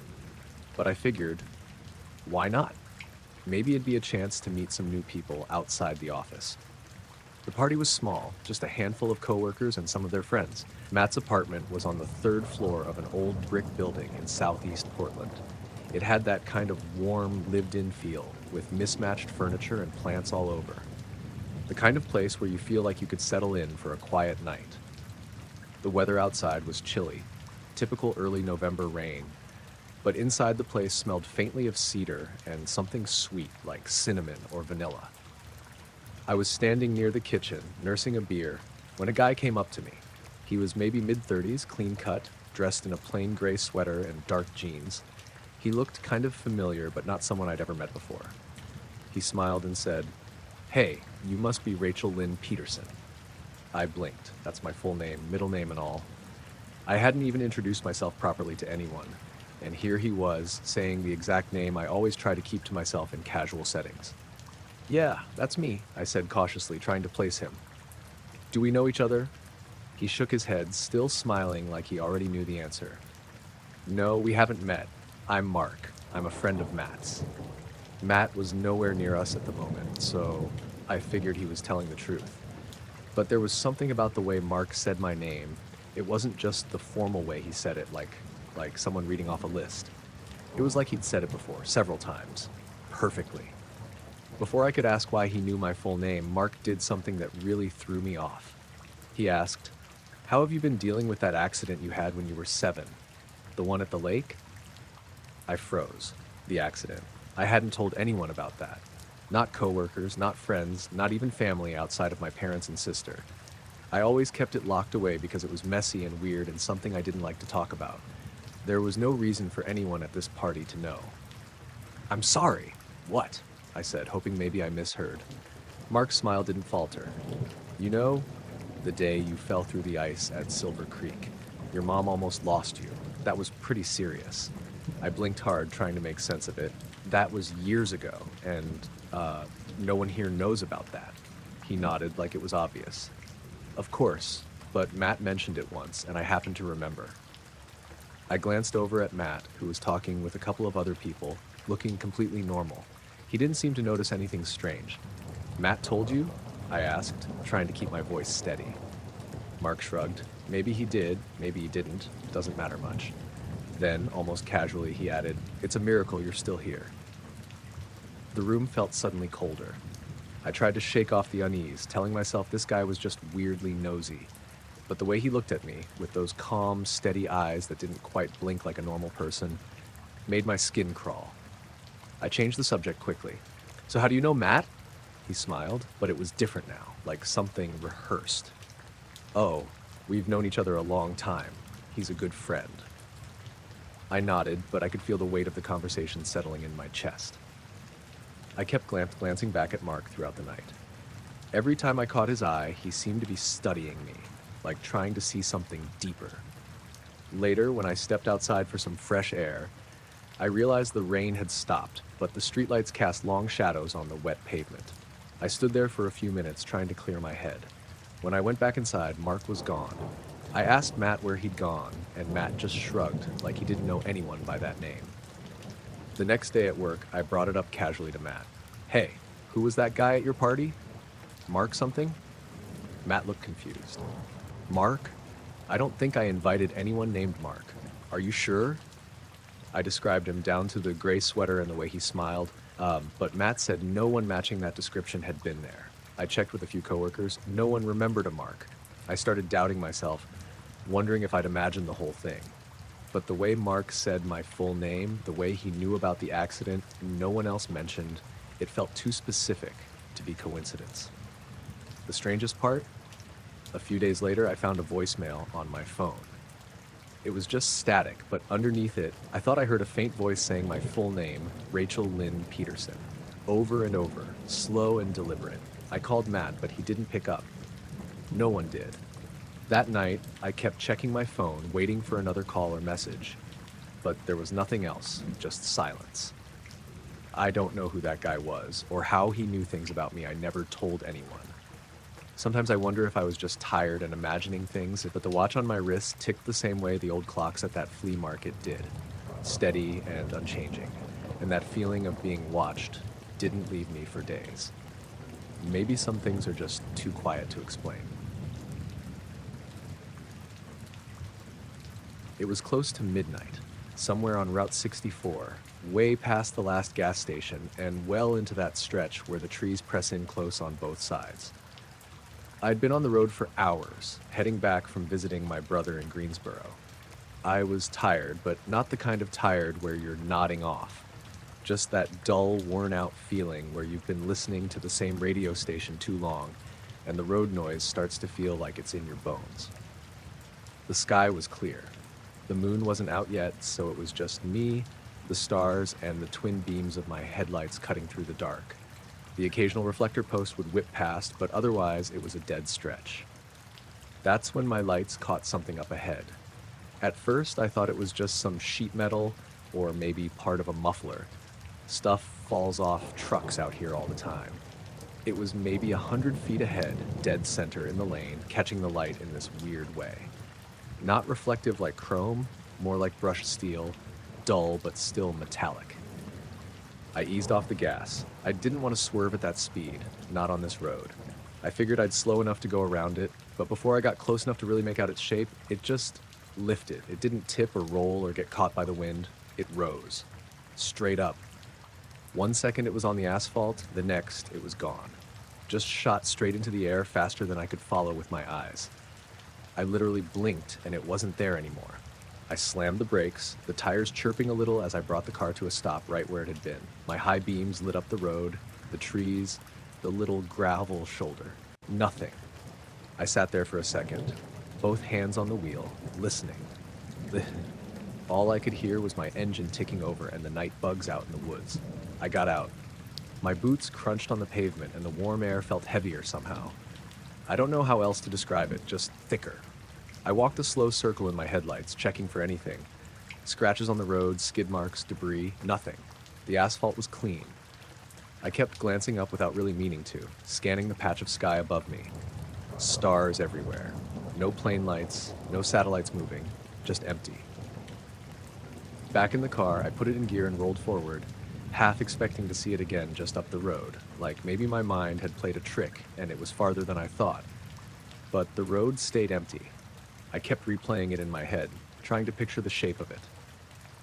It wasn't flat like a sheet. It had a slight curve, like a shallow bowl flipped upside down. Maybe 2.5 feet across, no visible seams or markings. Just smooth metal, the kind you'd expect to be heavy. Another 20 minutes down the road, I realized the radio had gone to static. I fiddled with the dial, tried switching stations, even switched to AM. Nothing but white noise. I glanced at my phone. No bars, which wasn't weird out here, but usually the radio still worked fine. Then I noticed something else. My dash clock was wrong.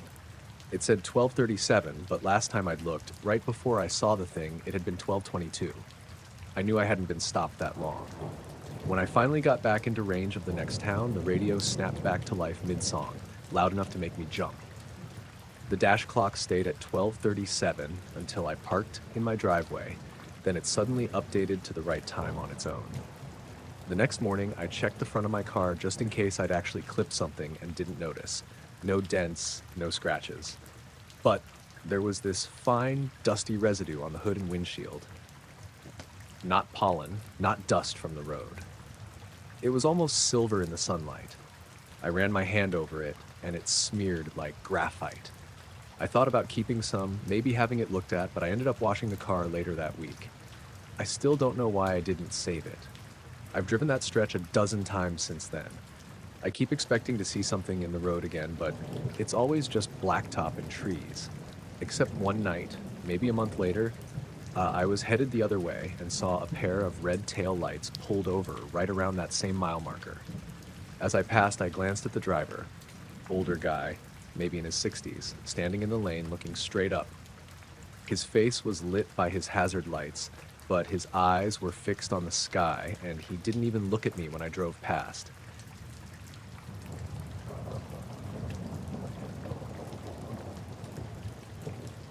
I first noticed it the morning after. I was half awake making coffee when my phone buzzed with a notification from the security app. Motion detected, 2:43 a.m. Normally, it's raccoons or the neighbor's cat cutting through the yard, but I checked anyway. The clip was 15 seconds long. For the first 7, everything looked normal. Grainy night vision, the usual faint glow from the porch light, a little mist near the ground. Then, at the 8th second, it was like someone hit a light switch. For exactly 1 frame, literally a blink, the yard was lit up like it was noon on a clear summer day. Full color, sharp shadows. And those shadows, they didn't make sense. The porch light is on the house, angled down, so everything should throw a shadow away from it. But in that frame, the lawn chairs had shadows pointing in 3 different directions. The maple tree's shadow split into 2, stretching away from points that didn't line up with any visible light source. Even the fence had this jagged, angular shadow that cut across the grass at a weird diagonal. The next frame went right back to night vision like nothing happened. No fade, no flicker, just night, then day, then night again. I sat there at the kitchen counter staring at my phone for a long time. The timestamp didn't skip. It read 2:43:08 on the bright frame, 2:48 on the next. No missing time. Around 9 a.m., I went outside to check the yard. Nothing looked disturbed. Chairs were in place, the gate was shut, the grass was wet from dew, but otherwise untouched. I even checked the porch light to see if maybe it had flared or something, but it's an LED fixture. They don't suddenly flood a yard with daylight. The weirdest part was the shadows in the clip. I tried to figure them out. If there were multiple light sources, maybe from neighbors' yards, they'd have to be blindingly bright to make the footage look like that. And I'd have seen them through my bedroom blinds. But I didn't see or hear anything in the night. I saved the video to my phone. Later that day, I showed it to my coworker, Eric, during lunch. He's into photography, so I figured maybe he'd notice something. He rewound the clip a dozen times, pausing on the bright frame, zooming in. He didn't say much, but at one point he frowned and asked, "What's that?" In the upper left corner of the frame, just above the fence line, there was something I hadn't noticed before. Not a shape, exactly. More like a smear of light. It wasn't lens flare. It was too sharp at the edges, like a solid object reflecting light. Except if it was an object, it wasn't shaped like anything I recognized. That night, I stayed up later than usual, sitting in the living room with the porch light off and the blinds cracked. Around 2, I muted the TV and just listened. The neighborhood was dead quiet. No cars, no voices, just the occasional creak of the house. At 2:40, the air outside felt different. It's hard to explain, but it was like the silence had weight. No distant hum from the highway, no rustle from the trees. Even my fridge seemed quieter. I stared out the window toward the yard, but nothing happened. By 2:50, I gave up and went to bed. When I checked the camera the next morning, there was nothing, just a squirrel darting across at 4 a.m. Over the next week, I found myself checking the footage every morning, hoping to catch something, but it was always normal. Still, I started noticing small things when I was outside at night. Twice I caught myself looking at the grass and realizing my own shadow didn't quite match the angle of the porch light. One time it was stretched way too far, almost to the fence, even though I was only a few feet from the steps. A few nights after that, I was taking the trash out when I thought I saw a flicker across the lawn, like a single strobe from far away, lighting everything for a split second. It was faint and fast enough that I wasn't sure if I'd actually seen it or if my eyes had just adjusted weird. I went straight inside and pulled up the live feed on my phone. Everything looked normal. I watched for 15 minutes and didn't see anything else. I still have that single bright frame saved. Every so often I open it and zoom in on different spots. The fence, the trees, the smear of light.